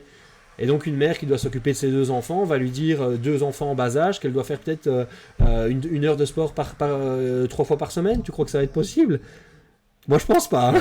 Alors, autant qu'elle vienne au cabinet ou qu'elle voit son kiné et qu'on ait l'occasion, si tu veux, le powerlifter qui nous écoute te dira oui, mais moi je suis pas une mère avec 3 enfants. Ouais, t'en fais pas. Ça arrivera après, les gars, ça arrivera. Mais voilà, et puis l'idée est aussi d'offrir certaines options thérapeutiques supplémentaires. Comme tu vois, si t'as un patient, ici j'ai un patient qui a une rupture du LCA, tu vois, non opéré, donc c'est plutôt un traitement conservateur. Le gars est actif, il travaille bien, il a un travail physique, et du coup en fait la fonction, elle s'entretient plutôt bien au niveau de son genou, et voilà. Mais par contre, il y a des grosses douleurs, tu vois, et du coup en fait quand je le vois, qu'est-ce qu'on fait ? On fait juste de la thérapie manuelle parce qu'en fait on a remarqué que c'était mieux que les exercices. Les exercices ils ajoutent trop par rapport à sa capacité, à tout ce qu'il fait sur le côté et du coup en fait ça aggrave plutôt souvent ses douleurs alors qu'il est quand même actif, il n'y a pas de perte de force et en fait on a remarqué qu'on avait juste des meilleures issues lorsqu'on faisait plusieurs séances de thérapie manuelle. Alors maintenant on fait par exemple une séance thérapie manuelle, une séance plus d'exercice, tu vois, on ajuste, mais du coup ça nous offre l'occasion de faire plus d'opportunités thérapeutiques. Ça pourrait être de la thérapie manuelle qui peut quand même avoir un effet même si je suis pas un grand fan, et puis ou par exemple l'intégration de thérapie cognitivo-comportementale, de techniques d'entretien motivationnel pour aider le patient à potentiellement modifier certaines habitudes de vie ou ce genre de choses, ou l'aider à accepter le fait qu'il va peut-être faire face à la douleur toute sa vie, ou alors éventuellement lui apprendre comment développer de nouvelles habitudes ou comment faire de l'exercice par lui-même. Et donc en fait, je pense qu'il y a quand même du bienfait dans toutes les conditions, et j'en oublie probablement des raisons de faire de multiples séances, mais je pense qu'on a quand même un gros paquet, même si à la littérature on nous dit qu'en fait c'est pas spécialement utile d'en faire beaucoup plus, tu vois. Ouais. Donc voilà. Si je résume un petit peu, j'ai l'impression qu'il y a quand même, il y a des bienfaits que tu as cités qui sont un peu plus orientés pratiques et peut-être psychologiques aussi. Peut-être aussi un côté éducation à la douleur, etc. Mais qui est moins, comme certains peuvent l'avancer, qui est moins axé sur je répare ton corps, faut que tu viennes me voir toutes les semaines parce que si tu viens pas, voilà. C'est un truc que moi j'adresse par exemple dans ma pratique, c'est dire je préfère être honnête avec les gens et dire je sais pas si je pourrais faire quelque chose pour votre douleur. Voilà, je préfère le dire que les gens ils partent pas en courant. Les gens ils font pas leur meilleur 100 mètres après ça. Non, parce que je leur explique, je dis voilà, parce qu'en fait je fais très souvent face à des gens qui sont en fait dans des douleurs chroniques. Comme ça tu le sais, je travaille les toxicomanes de manière générale et oui, tu m'avais dit. C'est ça. Et du coup en fait si tu veux les circuits qui sont activés lors de la consommation de drogue en fait sont assez communs si tu veux avec certains mécanismes de douleur chronique. Et du coup, il y a des gens qui sont probablement plus compétents que moi qui pourraient en parler. En tout cas, j'ai pas encore eu l'occasion de suffisamment me plonger dans la littérature sur le sujet. Mais on sait que typiquement, les gens qui vont avoir ce qu'on appelle un substance use disorder, en fait, ils vont être plus sujets à des douleurs chroniques. Par exemple, tu as l'utilisation d'opiacés qui va entraîner, lorsqu'on arrête aussi, enfin même quand on consomme, ce qu'on appelle une hyperalgésie induite par les opioïdes ou les opiacés. Si tu veux. Et du coup, en fait, juste consommer des dérivés, de la morphine et des dérivés de morphine ou d'opium, eh ben, ça augmente les douleurs que tu vas subir. Et quand les gens arrêtent, bah, ils ont mal. Mais ça, Mais est-ce que c'est pas aussi quelque part lié à un peu un narratif qu'ils ont de si j'arrête d'en prendre, j'aurai mal? pas forcément, c'est... parce qu'en fait, ça, c'est des questions en fait, les gens essaient de se dire, bah, en fait, pourquoi est-ce qu'ils ont commencé à consommer? Pour certains, c'est déjà pour masquer une douleur qui existe. Ok, Mais du coup, mais il y a vraiment un entretien, si tu veux, au niveau des mécanismes du cerveau et des voies, en tout cas au niveau du cerveau, qui est vraiment très similaire. Et du coup, ça contribue, si tu veux, à entraîner un mécanisme de douleur chronique de ce côté-là. Donc, en tout cas, ça peut favoriser. Et du coup, moi, je leur dis, je suis pas certain que je pourrais vraiment adresser ça. Mais c'est clair que quand, en général, je les vois, ils arrivent, ils sont en j'ai pas envie de dire en piteux état parce que c'est pas, ils font pas pitié non plus, ils sont pas mais bien, ils sont en général abîmés par la vie. Ouais. Certains doivent reprendre du poids, certains sortent de la rue, certains sortent de prison, et du coup, bah, moi je mets plutôt l'accent par exemple sur l'amélioration des qualités physiques pour leur dire, écoutez, je sais pas si je pourrais gérer la douleur, mais ce que je peux essayer de faire, c'est de vous offrir un corps qui pourra faire face à la vie en tout cas, tu vois. Et peut-être un cadre, le cadre que peut apporter aussi le sport. Exact, ouais. Mais je me sers aussi un peu des compétences que j'ai en tant que coach dans ma pratique de kiné et je l'oriente un petit peu. Et ici, tu vois, j'ai des gens qui me disent j'ai eu mal au dos, ça fait 10 ans que j'ai mal au dos. Et en fait, bah, juste en les remettant en mouvement, les rassurant et de leur dire on s'occupe pas de la douleur, je m'en fous, un petit peu de la douleur, je veux juste que. Enfin, si elle augmente, non, je m'en fous pas, bien évidemment. Mais je veux dire, c'est pas ce que je recherche en premier. Moi, ce que je recherche, c'est que tu puisses bouger, c'est que tu prennes du plaisir, c'est que tu as envie de revenir aux séances et c'est que tu puisses te gérer quand moi je suis pas là, quoi. Et très souvent, en fait, parce que j'essaie d'améliorer leur auto-efficacité, leur autonomie, de déconstruire un petit peu les croyances au niveau de la catastrophisation, et surtout, en fait, de contribuer à ce que ces gens-là puissent aussi se réinsérer, tu vois, puissent retrouver un boulot, ou en tout cas de les aider vis-à-vis de ça, et du coup, en fait, d'adresser un peu la part sociale, aussi sociétale, presque. Et du coup, je trouve que c'est une bien meilleure manière de faire. Alors, effectivement, quand je travaille avec des powerlifters ou avec des athlètes, c'est pas ça mon rôle, c'est pas ça que je souhaite faire. Et là, j'ai une approche très différente. Mais du coup, c'est juste de se dire qu'il y a vraiment une... Tu vois, ça dépend vraiment du contexte dans lequel tu vas être. Et quand tu veux adresser cet aspect plutôt social, sociétal, je pense que là, on a besoin de plus de séances. Parce que ça demande du temps. Que les gens changent leurs croyances ou leur comportement, ça demande du temps. Et parfois bien plus que de gagner en force. Donc, c'est des choses qui sont là. Que les gens changent leurs habitudes de vie, c'est pas simple, quoi, tu vois. Et puis, l'avantage, c'est que en tant que professionnel, vous utilisez des outils dont les gens ne sont pas forcément au courant, mais typiquement j'avais lu un livre que j'ai à côté de moi qui s'appelle L'entretien motivationnel. Ouais, c'est tout à fait. des petites techniques qu'on peut même utiliser en coaching, mais en fait c'est juste pour amener les gens au changement. Donc en général les gens quand ils viennent te voir en coaching, ils ont déjà cette volonté de faire les choses. Donc c'est pas pareil que... Mais c'est assez drôle parce que j'utilise l'entretien motivationnel tout le temps, tous les jours. Ce qui est drôle, c'est qu'en tant que coach, je l'ai utilisé dernièrement et ça a été un échec critique. J'ai un athlète qui est venu me voir, il m'a dit je suis en difficulté, je sais pas pourquoi je fais du sport, j'aime bien faire du sport parce que, en fait, j'aime bien quand je bats les autres ou quand je suis en compétition directe avec les autres. Je lui dis, tiens, en powerlifting, c'est pas simple parce qu'en fait, il y en a beaucoup qui pensent ça. Ouais, et en fait, j'ai essayé de creuser un peu avec lui. J'ai essayé de creuser avec lui pour être honnête un peu, mais qu'est-ce qui te motive? Tu vois, quand tu vas à l'entraînement, mais j'aime pas justement aller m'entraîner. Moi, tout ce qui m'intéresse, c'est les 2 dernières séances du bloc où je peux soulever lourd, tu vois, où je peux vraiment aller me buter. Et on a exactement eu le même cas chez SD. Tu vois. Excuse-moi.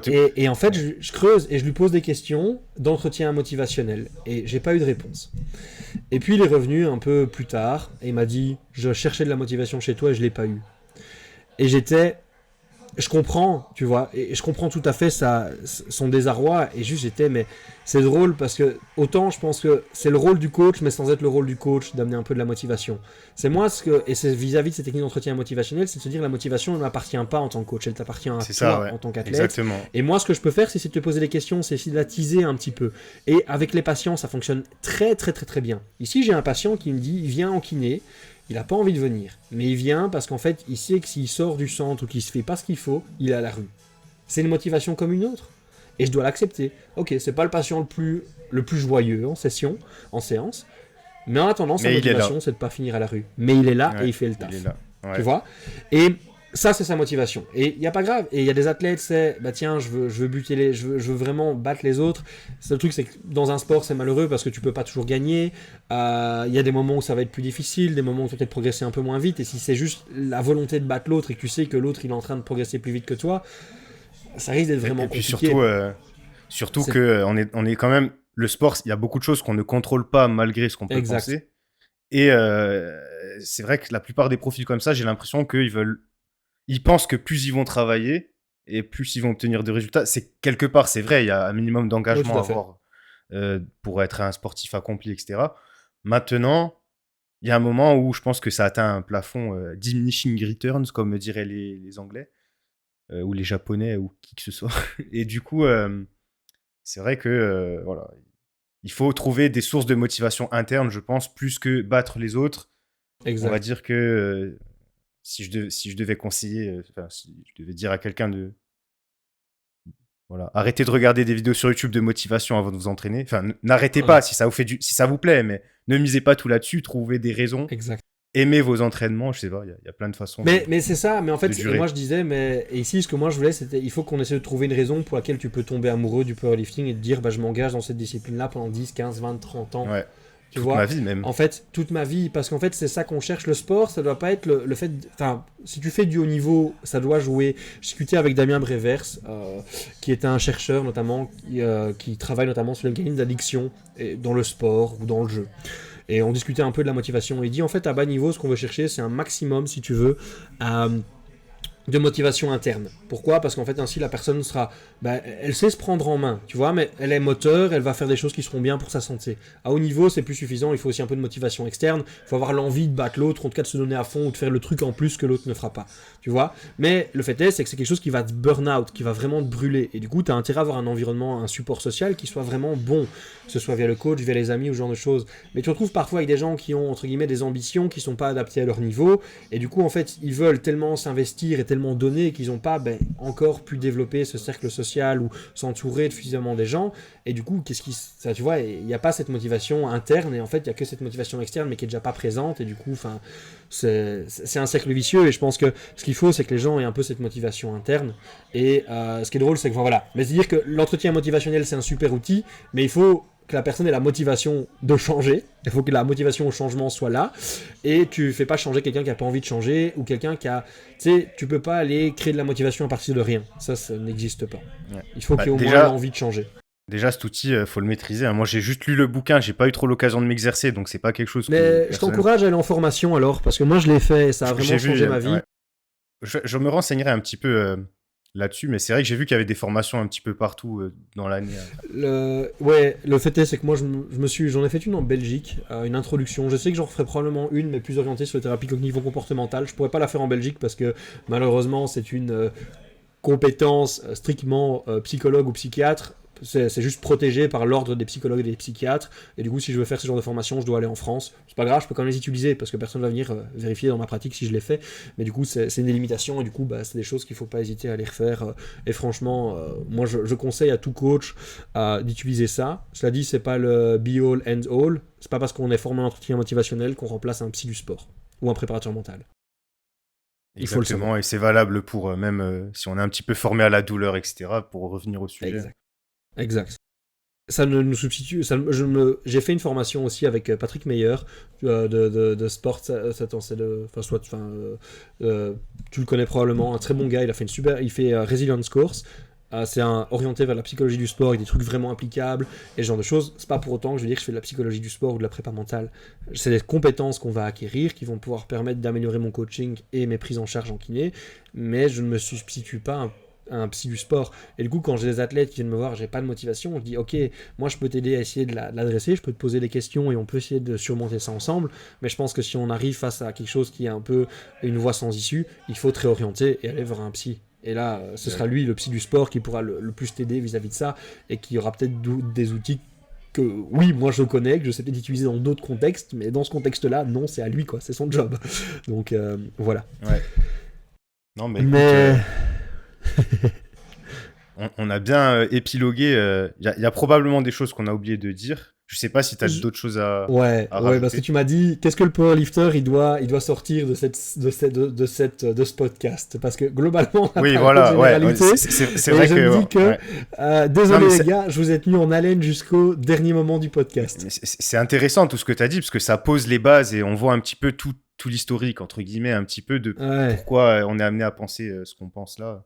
En tout cas, pour ta ouais, part, tout à fait. moi j'ai appris des choses aujourd'hui, voilà. J'ai peut-être C'est avancé plutôt un petit peu chouette. sur ma façon de voir les choses aussi. Mais c'est chouette. Alors, ici, je vais me baser sur une publication que j'ai faite, hein, pour être honnête, et un peu sur la façon dont je travaille. Une publication que j'ai faite sur Instagram. Enfin, voilà, vous pouvez me trouver. Thibaut_SAS. On mettra tout, les gars. Le gars fait déjà sa pub. Dans la vidéo, dans la description, il y aura tout. Le gars fait déjà sa pub. Il y aura même son PayPal si vous voulez lui faire un virement. Ou alors vous pouvez juste me contacter et on peut travailler ensemble aussi, mais je recommanderais quand même les gars de Strength Development aussi. Merci, enfin, franchement, ils font quand même du très très bon boulot, donc voilà, je les suivais de loin et ça ne fait que peu que je me suis dit, allez, c'est bon, on rentre un peu plus en contact. Malheureusement, j'aurais dû me bouger le cul un peu plus tôt. Mais sinon, pour le cadre que je donne, il y a un article de Canero et collègues avec Peter O'Sullivan dont je parlais un petit peu plus tôt, qui ont vraiment fait, qui s'appelle There is more to pain than tissue damage, 8 principles to get care of acute non-traumatic pain in sport. Et du coup ils reviennent avec, si tu veux, 8 principes qu'ils appliquent en tout cas dans les prises en charge dans le cadre du sport. Je vais pas les dire en anglais parce que je sais pas si mon anglais va vraiment plaire, mais du coup les 8 principes sont les suivants. Le premier, ce serait, en l'absence de trauma, ne pas présumer que la douleur indique un dommage tissulaire.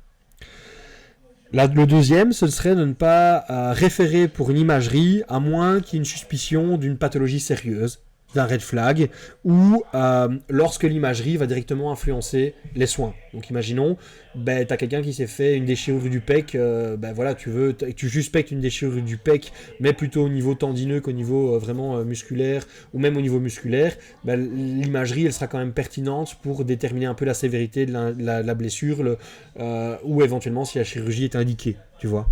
Donc voilà. Enfin, ça c'est un exemple, je sais pas si c'était vraiment un bon exemple, j'y pense juste comme ça, donc si, hein, on fait tous du bench ici, on est tous voilà. exposés à une possible déchirure. Non, je serais pas d'accord. Pourquoi ? Parce que en tout cas, lorsqu'on observe des déchirures du pec et notamment des déchirures du tendon, le plus grand facteur de risque est quand même l'utilisation de stéroïdes anabolisants. Ah. Bon, ça me concerne plus alors. Donc, je n'aurai jamais de déchirure. Non, de déchirure au niveau du tendon. Donc le tendon qui s'arrache par exemple de l'os ou le tendon qui se déchire. Ouais. Donc ça c'est vraiment ça. Si c'est vraiment au niveau musculaire, ça peut arriver à tout un chacun et ça veut pas forcément dire qu'il y a une utilisation de stéroïdes anabolisants. Je tiens à le dire. Mais du coup, on en revient un peu à ces données épidémiologiques, à ce que nous dit la littérature et à quoi ça sert. Et d'où le fait que j'ai fait quand même mon mémoire là-dessus. On pourrait en parler à nouveau pendant de longues minutes. On le rappelle, Thibaut est un expert. Je sais pas si je dirais que je suis un expert, parce que je ne sais pas si c'est à moi de dire que je suis un expert, mais en tout cas j'ai poncé le truc lors de mon mémoire. J'espère pas avoir mal fait. Je relis parfois mon mémoire et je me dis c'était pas très correct d'avoir écrit ça, mais je suis critique vis-à-vis de mon travail aussi, donc voilà. Pour revenir à nos principes, on avait du coup le troisième qui est explorer les facteurs biopsychosociaux qui pourraient contribuer à la douleur. Donc ça pourrait être des tendances à catastrophisation par exemple, un environnement socio-économico-culturel qui serait très pauvre. Malheureusement les personnes qui viennent de milieux socio-économico-culturellement plus pauvres sont plus sujets à des problèmes de santé pour plein de raisons, enfin soit, mais du coup parfois il faut les adresser. Ici donc pas juste les biopsychosociaux, mais aussi l'aspect socioculturel qui a aussi un impact. Mais bon, ça on peut rendre plutôt les déterminants socioculturels de la douleur, c'est tout un autre sujet, donc, mais je tiens à le dire.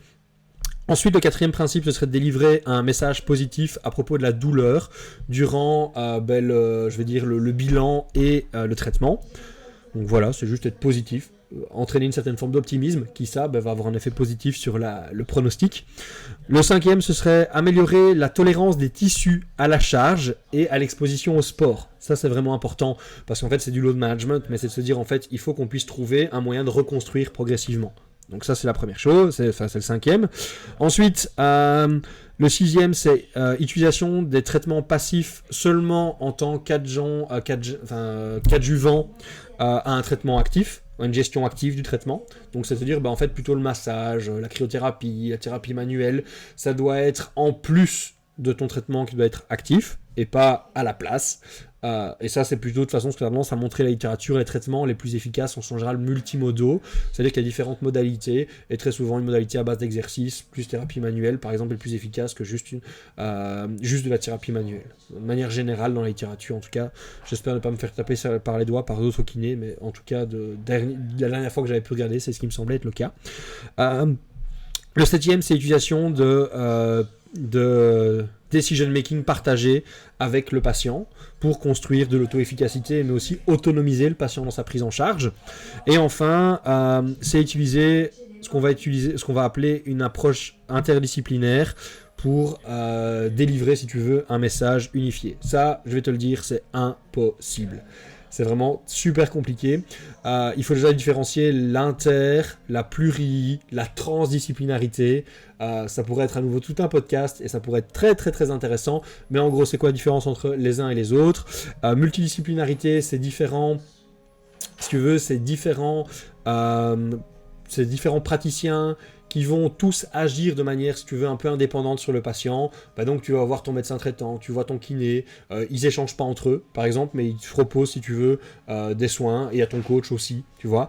La multidisciplinarité, ce serait en fait ton médecin, ton kiné et ton coach. Bah en fait, ils auraient une réunion à trois pour décider de quelle est la meilleure chose à faire, et du coup, chacun ajusterait un petit peu, travaillerait selon un peu son champ d'expertise. Et puis tu as la transdisciplinarité, c'est un truc qui est vraiment, c'est les Canadiens qui parlent beaucoup de ce genre de choses, un peu moins de notre côté, mais ça, du coup, la transdisciplinarité, si tu veux, c'est plutôt l'approche où un peu comme dans la multidisciplinarité, mais un cran plus loin, où chaque, par exemple, intervenant va également utiliser les compétences.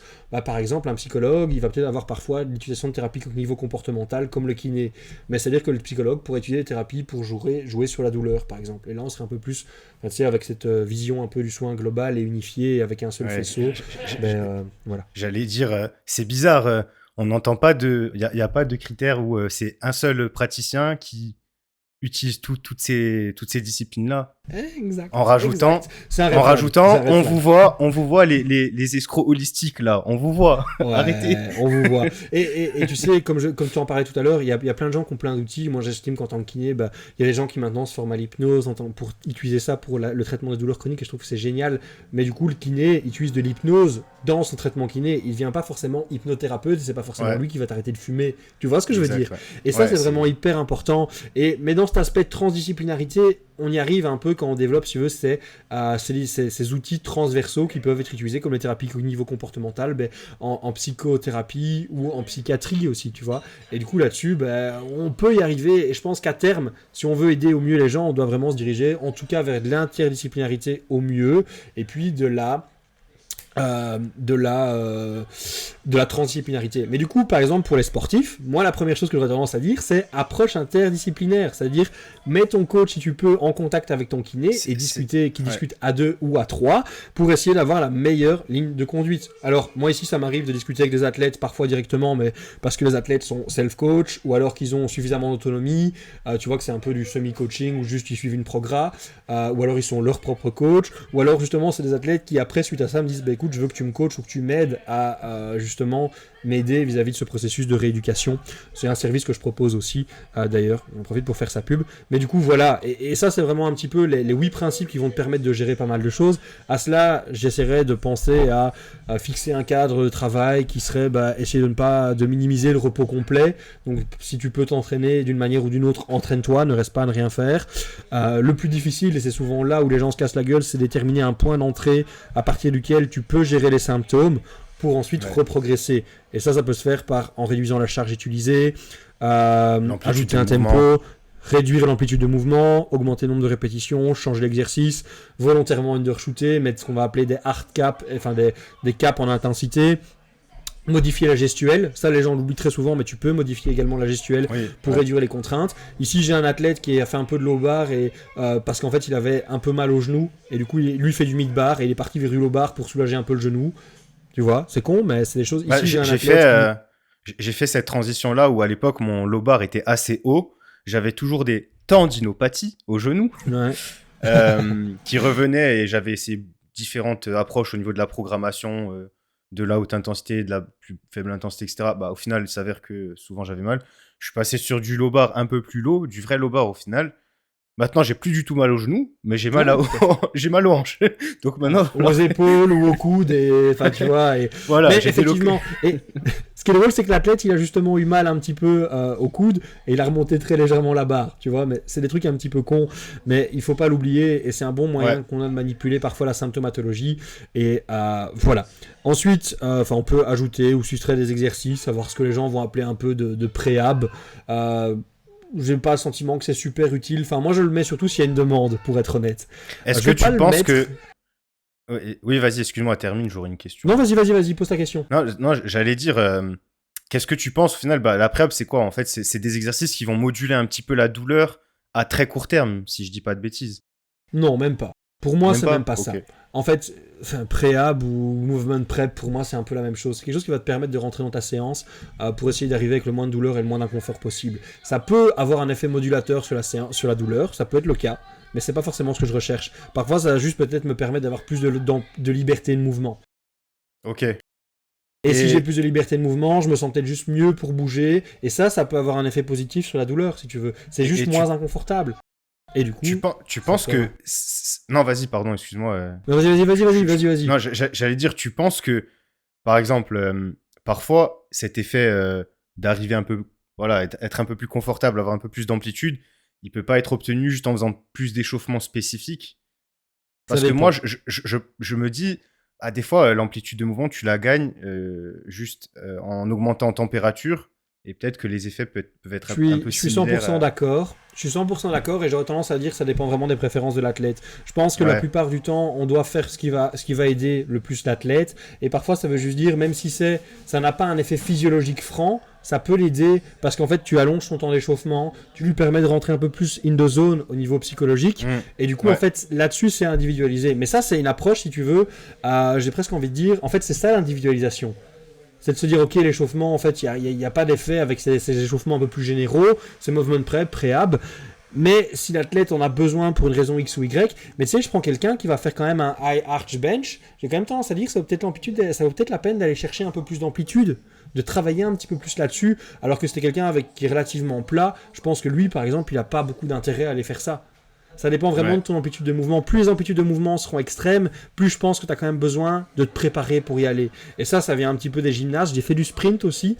Tu as que quand tu sprints, mon échauffement était beaucoup plus long qu'en powerlifting. Powerlifting, j'arrive, moi je passe sous la barre. Que j'ai des douleurs ou pas, je passe sous la barre. Tu vois. Pareil. C'est genre la première, boum, barre, clac, voilà. Il squat, il bench, il deadlift. Il n'y a rien d'autre. Il passe pas sur le vélo. Je suis pas encore assez fou pour passer à 120 directement au squat, mais... je l'ai fait. Moi, je me suis dit, j'ai fait le truc. Tu squats 300. Tu squats 300. Mais j'avais des séries de travail et j'avais fait un truc barre à vide 120, 220, série de travail. Et j'étais, ouais, c'est drôle, mais tu te sens pas froid, mais tu te sens juste, t'as pas eu suffisamment de répétitions pour te sentir bien vis-à-vis de ta technique. Ouais. C'est juste le seul problème. Mais bon, ça c'est un autre truc. Mais du coup, je pense que ça peut être utile. Mais encore une fois, c'est selon le contexte et c'est vraiment contexte dépendant. J'ai un athlète qui met 3 heures pour s'entraîner. Je vais dire, écoute, cut ça. Essaie de t'entraîner beaucoup plus rapidement. C'est pas spécialement utile. Mais le gars, c'est quelqu'un qui a un arch super important sur le bench, qui prend le plus large, qui optimise au plus, ou qui a un ultra low bar. Bon, l'ultra low bar, moi je dirais remonte ta barre et fais pas chier. Ce serait pour moi la meilleure façon de faire, plutôt que d'avoir besoin de se contorsionner pendant 20 minutes pour mettre la barre en position. Enfin, tu vois. Ouais, mais tu vois, des fois, j'ai tendance à penser que ça peut faire en sorte de garder l'athlète dans une espèce de climat où il va entretenir des croyances, etc. Oui, je m'explique. Mais je l'adresse. Exactement. Exactement. Je me dis, si j'en parle avec l'athlète et que lui me dit, j'ai quand même envie de le faire, à ce moment-là, je vais aller avec lui. Peut-être que à plus long terme, je vais essayer de l'accompagner vers une pratique plus simple, entre guillemets, ou essayer de réduire un petit peu, voilà. Mais je pense que voilà, le point clé pour moi, c'est comme tu dis, il faut en parler un petit peu, expliquer. Comme ça, c'est fait en connaissance de cause, on va dire. Mais en fait, c'est ce qu'on va appeler de informed choice. Et du coup, en fait, c'est juste de dire à la personne, écoute, c'est pas spécialement nécessaire parce que ça n'a pas forcément les effets que tu penses. Mais la question est de se dire, est-ce que ça t'est quand même utile parce que peut-être ça te laisse plus de temps pour t'échauffer et du coup rentrer sur l'aspect psychologique dans ta séance. Ça, c'est pour moi une bonne raison de le garder. Finalement, est-ce que ça te permet pas d'accéder quand même à des petites, tu sais, le petit degré d'amplitude qui sera vraiment nécessaire que pour optimiser au mieux ta performance. Et ça, en gymnastique, en sprint, c'est des choses qu'on va chercher. Et donc, je me dis que là-dessus, il faut peut-être juste sortir un peu de l'aspect purement power Enfin, c'est parce que j'ai pratiqué aussi un peu d'athlétisme, mais effectivement, tu vois, une fois qu'on faisait pas un peu nos assouplissements balistiques, même si t'es bien, que t'es échauffé, t'as toujours un peu le sentiment d'être peut-être un chouïa plus raide. Alors c'est juste un peu se permettre de bouger, selon peut-être, j'ai envie de dire, une amplitude de mouvement qui est un peu plus importante que ce dont tu auras besoin après, mais c'est pas forcément mauvais. Et puis voilà, peut-être que la personne elle a juste envie de le faire parce que c'est un moment où c'est plus léger, elle est sur son foam roller, elle prend des nouvelles du copain à la salle, elle prend elle sait dire, elle fait peut-être un peu cette auto-analyse de son corps. Est-ce que j'ai mal là, est-ce que j'ai mal là? Ça lui permet en fait de gagner du temps ou en tout cas d'améliorer sa prise de décision plus tard dans la séance. Donc tu vois, pour moi il y a quand même plein de raisons qui pourraient nous dire on peut le garder en fait ce movement prep. Ouais. Mais il n'est pas nécessaire, il n'est pas indispensable. Et voilà. Et j'ai reçu mon colis de Strength Shop, donc voilà. Je vais juste demander à ce que quelqu'un puisse aller ouvrir. Mais voilà. Et du coup, pour continuer un peu dans la prise en charge qu'on peut faire, c'est gérer les attentes. Donc essayer d'enchaîner les petites victoires pour gagner en inertie. Donc en fait, essayer d'avoir des petites victoires psychologiques et sur le plan physique qui vont permettre à l'athlète de gagner confiance dans le processus, gagner en confiance en soi et de gagner en autonomie si tu veux aussi. Ah bah tiens, je vois que je m'en sors bien, que j'ai des petites victoires, bah clac. Il peut y aller. Pour ça veut dire gérer la charge et ne pas augmenter trop rapidement. C'est souvent là qu'on se refait mal. Ça veut dire qu'il faut pouvoir gérer et c'est parfois pas simple et on va se tromper. Parfois les gens vont se refaire mal et il faut qu'on ait eu cet apprentissage-là pour se dire bon écoute, la fois prochaine, on sera plus progressif. Et c'est vraiment quelque chose qui est hyper individuel. Est-ce que tu penses pouvoir donner un peu comme un arbre décisionnel de...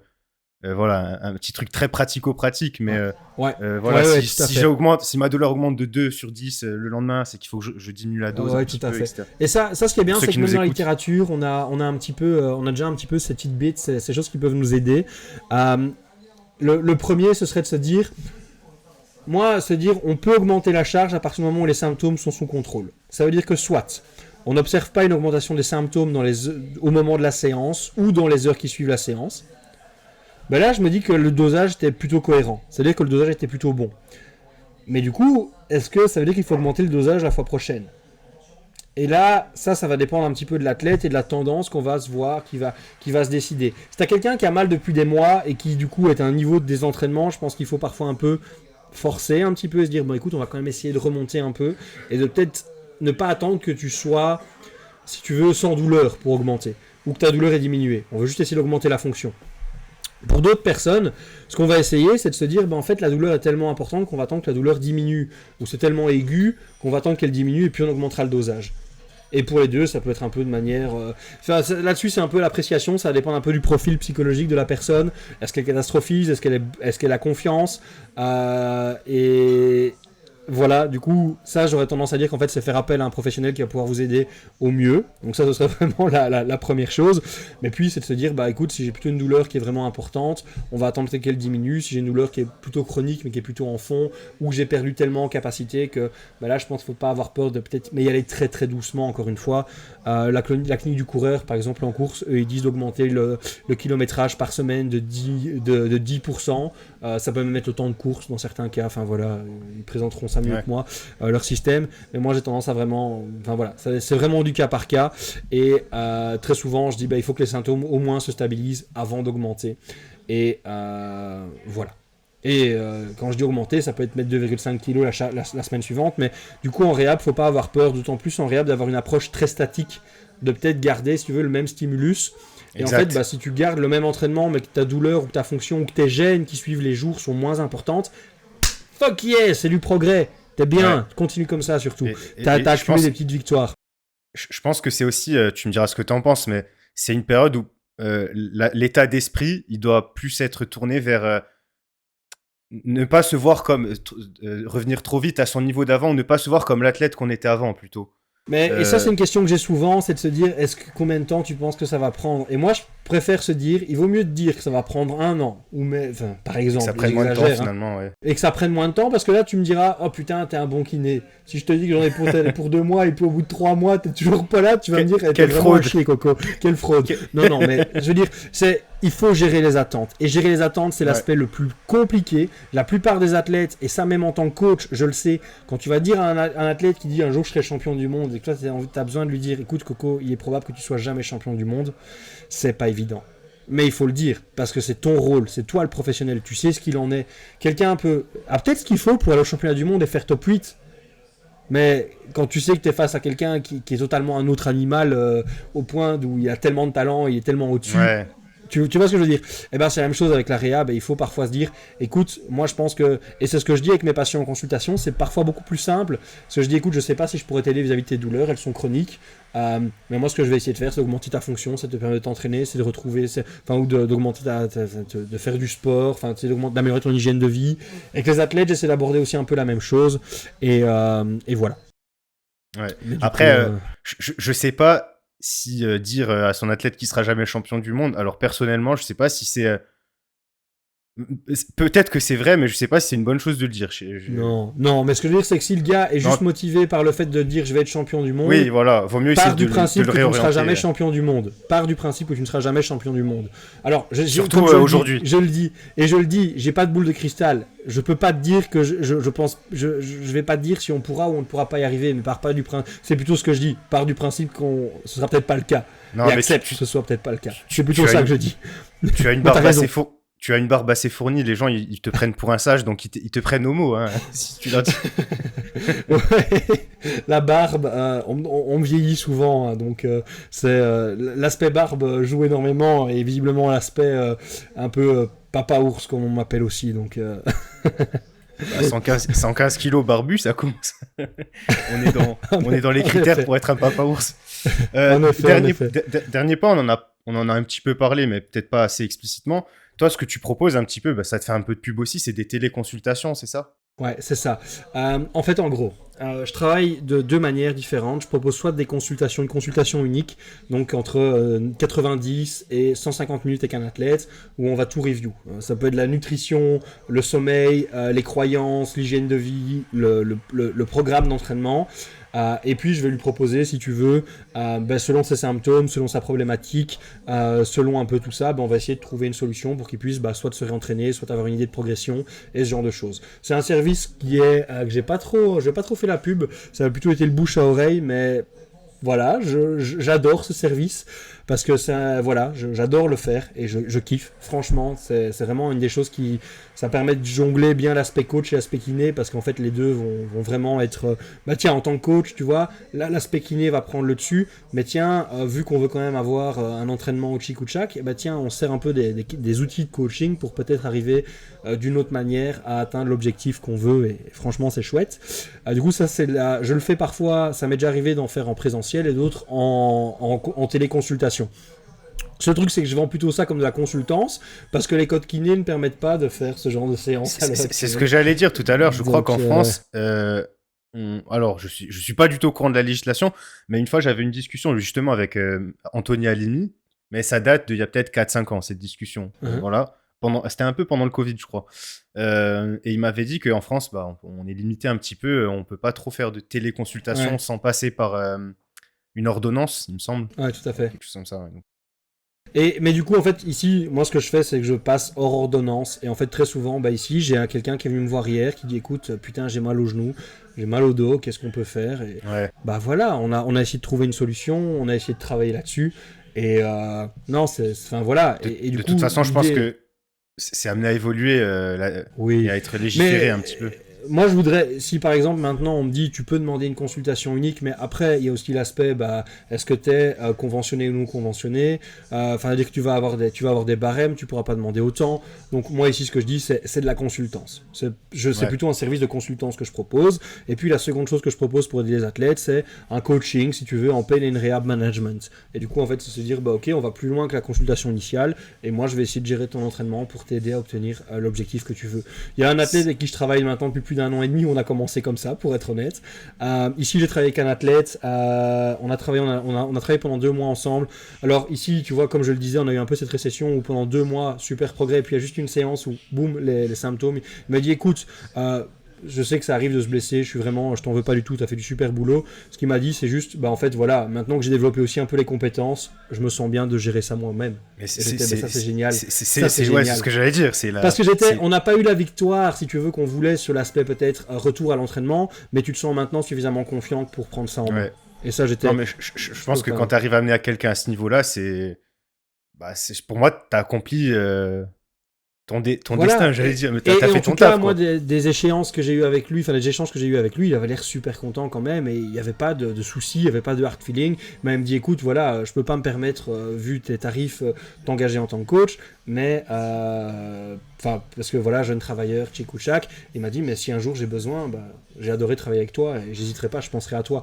Et ce que je pense, c'est plutôt ça qu'il faut parfois essayer de faire aussi. Enfin, l'idée n'est pas de l'avoir en tant que client par la suite, non, parce que ce qui pourrait arriver, c'est que je récupère quelqu'un qui coachait peut-être par un autre coach. Et l'idée, c'est de pouvoir le renvoyer par la suite, tu vois. Ouais. Donc l'idée, c'est vraiment ce service, il se propose pas comme étant le ah bah tiens, je vais gérer ton entraînement à partir du moment où tu rentres dans le Penny Rehab Management, tu es obligé de travailler avec moi pendant 2 ans, 4 ans, enfin tout ça. Ouais. Non, l'idée, c'est de donner un peu... T'es dans c'est une de dire, démarche écoute, honnête, un mois, quoi. je pense que ça vaudrait pas la peine, mais c'est ça, c'est essayer dans une démarche honnête, t'aider à accumuler un peu les connaissances et les compétences qui nous permettront, même si au bout du compte, on n'a pas atteint l'objectif en termes de performance ou de réduction de douleur, mais les compétences qui nous permettront d'aller plus loin par la suite. Et voilà, et ça c'est un peu le service que je propose en dehors de mon service de coaching. Donc voilà, et comme je le disais, les consultations, je les fais en présentiel ou en distanciel. Pour moi, je t'avoue que je ne vois pas forcément de grosses différences. C'est pas quelque chose qui me semble problématique. En fait, ça dépend juste du buy-in de la personne. Si la personne est à l'aise avec le C'est-à-dire distanciel ou... Le buy-in, c'est se dire, bah, en fait, ce que la personne, elle veut, c'est de dire, je sais que je vais plus m'investir si on fait du présentiel. Ok, Et du coup, c'est juste écouter à nouveau les préférences de la personne. Et majoritairement, c'est un service où les gens sont très contents de pouvoir rester depuis chez eux. C'est un peu, il faut être un peu imaginatif parce que quand tu dois faire des tests diagnostiques à distance sans pouvoir toucher la personne ou leur faire exactement le test que tu voudrais, il y en a un hier, ben justement, j'ai voulu lui faire un test un peu de mécanosensibilité au niveau du nerf. Il a commencé à faire la crevette par terre, quoi. Enfin, c'est bon, bah, l'idée. Au moins, ça fait des bonnes anecdotes à raconter. Ça fait des bonnes anecdotes et il faut être créatif, donc c'est parfois un petit peu pas simple, mais j'aime bien parce qu'en fait ces limitations là elles m'obligent, si tu veux, un peu à être créatif et Ouais. franchement c'est chouette. Et voilà, et puis je pense que les gens aiment bien aussi cet aspect, tu le sais, un coaching en ligne, les gens je pense que sont demandeurs quand même de pouvoir rester chez eux. Après il y a des gens chez qui ça convient pas du tout et eux ils veulent du contact et ils veulent le fait d'être rassurés un peu en présentiel, et moi je comprends les deux. Tu proposes et je les deux, donc voilà. Exact. Exact. Tout le monde est Donc content. ça c'est l'idée. Et il faut savoir que la littérature a tendance aussi à rejoindre un peu parce que les anglo-saxons et notamment les Australiens sont beaucoup là-dessus. Les Canadiens aussi sur la téléconsultation. Et il semblerait que de manière générale, en fait, l'ajout de téléconsultation, même dans un programme de kiné, ça ait des effets positifs en fait sur différentes choses comme notamment l'autonomie. Enfin, tu vois, différentes choses comme ça. Quand on compare à la consultation plutôt classique ou juste... En fait, on fait moins de consultations en présentiel et on fait parfois de la téléconsultation. Ok. Mais cela dit, parfois, pour certaines personnes, t'as des gens où c'est vraiment que de la téléconsultation. Et là-dessus, les études, je les connais un peu moins, pour être honnête. Et du coup, je vais pas me prononcer sur ce qu'elles disent. Mais je vais juste dire que moi, de mon expérience, on peut attendre à peu près les mêmes outcomes. Mais ça dépend encore une fois des préférences de la personne. Parce que si on est face à une personne âgée, il est probable que ça fonctionne pas, tu vois. Encore une Aussi fois, bien. on conclut un podcast avec ça dépend. N'en déplaise à ceux qui n'aiment pas. Mais À ceux qui ouais. veulent qu'on prenne absolument parti. J'ai jamais compris ces gens-là. Ouais, vous prenez pas Mais de... si, vous mais comme prenez on pas en de parlait au risque. début. Si, hein, en fait c'est humain. C'est juste une question de se dire, en fait, les gens, si tu leur dis « it depends », ça leur demande d'analyser et ça va te se dire « ah ok, je dois réfléchir un peu, je dois contextualiser et selon le contexte, je dois choisir ». Et du coup, en fait, tu leur donnes des options. Alors eux, ce que les gens, c'est les gens veulent qu'on leur dise quoi faire. Ouais. En tout cas, non. Enfin, les gens pensent qu'ils veulent qu'on leur dise quoi faire. Parce qu'une fois que tu leur expliques, que tu leur dis, ben voilà, moi je travaille un peu différemment des autres kinés, moi je veux que ce soit surtout une relation, une alliance thérapeutique telle que d'autres. Collaboration, c'est les mêmes termes mais qu'on utilise en coaching, presque. Je ne parlerai même pas de démarche collaborative, je parlerai de démarche partenariale. La collaboration, non, et d'un point de vue sémantique, le partenariat est au-delà de la collaboration. Il va encore un peu plus loin. C'est un peu comme je t'expliquais avec la multidisciplinarité et la transdisciplinarité. Le partenariat va un chouïa plus loin. Tu vois. Et du coup, tu souhaites que la personne soit active quoi dans le processus. Mais le plus actif possible. Et du coup, parfois, ça veut juste dire qu'il va falloir. Et ça, il faut l'expliquer. Et t'as des gens qui sont pas très réceptifs à ça. Et ça veut dire, en fait, tu vas leur donner juste un peu plus ce qu'ils veulent. Et puis, tu as des gens qui vont être très impliqués dans le processus et tu vas pouvoir donner énormément. Mais ça, encore une fois, si les gens sont contents avec le fait que je leur en donne peu parce qu'ils ont peu de demandes, bah c'est good tant qu'ils sont heureux avec ça. Ce qui se produit parfois, c'est que tu as des gens qui communiquent le fait qu'ils en veulent très peu, mais puis t'en veulent parce que tu leur donnes pas tout. Ça, c'est l'autre problème, mais bon, c'est pouvoir en discuter, se remettre en question, évoluer, leur assurer, leur dire tu te rappelles, je te propose tout ça. Enfin, ça c'est plutôt aussi un peu dans l'aspect coaching, mais c'est une petite... Mais voilà, je pense que c'est juste parce que les gens sont habitués aussi à ce que les soins de santé, et on va chez le médecin leur dit ce qu'ils ont et ce qu'ils doivent prendre comme médicaments. Alors forcément, quand on va chez le kiné, on s'attend à ce que je m'allonge sur la table et on va me dire quoi faire. Ouais, mais faire un massage, c'est clair que c'est facile. Ah, il vous faut juste du massage pour aller mieux. C'est chouette. Mais dire, et puis surtout, faut peut-être que vous commenciez une activité physique, que vous arrêtiez de fumer, que vous commenciez peut-être à prendre un petit peu plus soin de votre alimentation et de vos heures de sommeil. C'est quand même beaucoup plus compliqué que de recevoir un massage. Ouais, c'est ça. Et je pense aussi que, tu me diras, hein, mais ça entretient aussi, ou en tout cas ça augmente un peu ce que tu as évoqué beaucoup de fois, c'est la self-efficacy. Parce que je pense qu'une personne qui, à travers un partenariat, va trouver la solution un petit peu par elle-même, qui derrière, bah, tu vas l'aider en tant que coach ou kiné à mettre en place, voilà, avec tes outils, etc. Et que ça fonctionne, bah, la personne derrière va se dire, ok, moi je sais faire ça, quoi, limite. Et je pense que derrière, on se retrouve avec voilà, un athlète plus autonome qui a plus confiance en sa capacité à réussir des choses, quoi. Exact. Donc, est-ce que mon raisonnement se tient? Est-ce que je suis pas assez d'accord. Est-ce que c'est pas alambiqué? Parce que Ben, il me dit souvent que je suis alambiqué. Non, je pense que non, c'est pas alambiqué, mais je pense que après voilà, en tout cas dans ce cadre aussi, je ne vais pas te faire un procès d'intention et dire que c'est alambiqué sur base d'un seul raisonnement ou quoi que ce soit, mais voilà, je pense que c'est bien aussi de façon de réfléchir, et comme moi je le dis, de toute façon tout va partir de l'auto-efficacité, et du coup je pense que si on rendait les gens beaucoup plus auto-efficaces, ouais, auto-efficace, ou en tout cas plus autonome aussi. Je pense que les gens efficacité personnelle aussi, j'ai déjà vu le terme. Oui, et autonome aussi, hein, c'est vraiment d'autres choses. Ouais. Mais surtout au fait qu'ils aient le sentiment aussi, qu'ils développent un sentiment de compétence. Si on parle de théorie de l'autodétermination, motivation, donc plutôt se dire que la motivation intrinsèque, elle va être autodéterminée, et du coup, elle va dépendre de 3 composantes. L'appartenance, la compétence et l'autonomie. En fait, se dire que si on arrive à développer l'autonomie d'un patient et son sentiment de compétence, il va être plus motivé dans son traitement.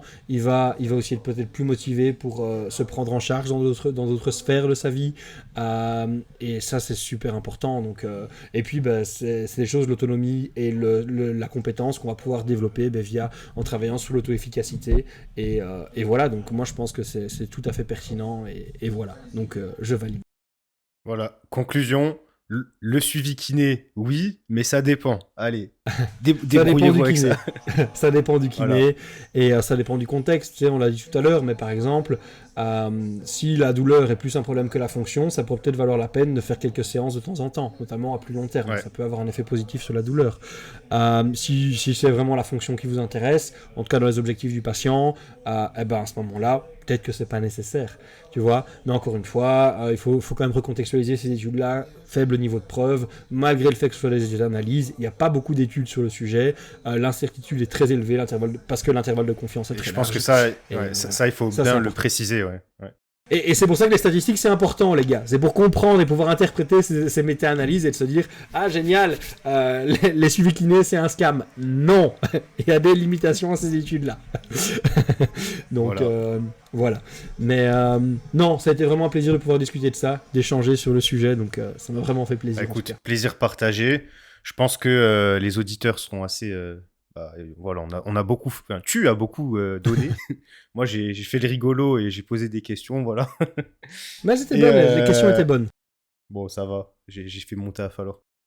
Et voilà, vous pouvez retrouver Thibaut sur Instagram. Vas-y, je te laisse faire ta pub en fait. Alors, vous pouvez me retrouver sur Instagram, Thibaut_SAS. Vous pouvez également me retrouver sur le compte Smart_and _strong. Vous pouvez me retrouver sur smartandstrong.training également, sur YouTube Smart and Strong. Vous pouvez me retrouver sur Spotify sur le Smart and Strong podcast. Si vous souhaitez également, j'ai ouvert une salle du côté de Charleroi en Belgique, La Fonderie, un powerlifting gym. N'hésitez pas à passer, ça s'appelle, vous allez voir sur Instagram la.fonderie.gym. Et voilà, c'est un peu où vous pouvez me retrouver. Et aujourd'hui sur le Strength Development Podcast. Tu participes aussi, il me semble, à beaucoup de... Enfin, tu es dans la fédération de belge, non de powerlifting. Ouais, je vais pas te mentir, pour ceux qui écouteront, j'ai décidé de me retirer des positions que j'ai faites pour déjà des divergences idéologiques. Okay. Notamment en ce qui concerne la déontologie, notamment dans la formation des cadres et de certaines personnes dans des positions d'autorité et de coach. Donc voilà, je pense qu'il y a des non-respect de l'éthique et de la déontologie de ce côté-là. Donc voilà. Ensuite, voilà, j'ai été, j'ai été. Ouais, t'es pas obligé d'en parler, hein. Enfin, soit. Mais j'ai fait une formation et je me suis fait un peu, je vais te le dire, clairement exploité.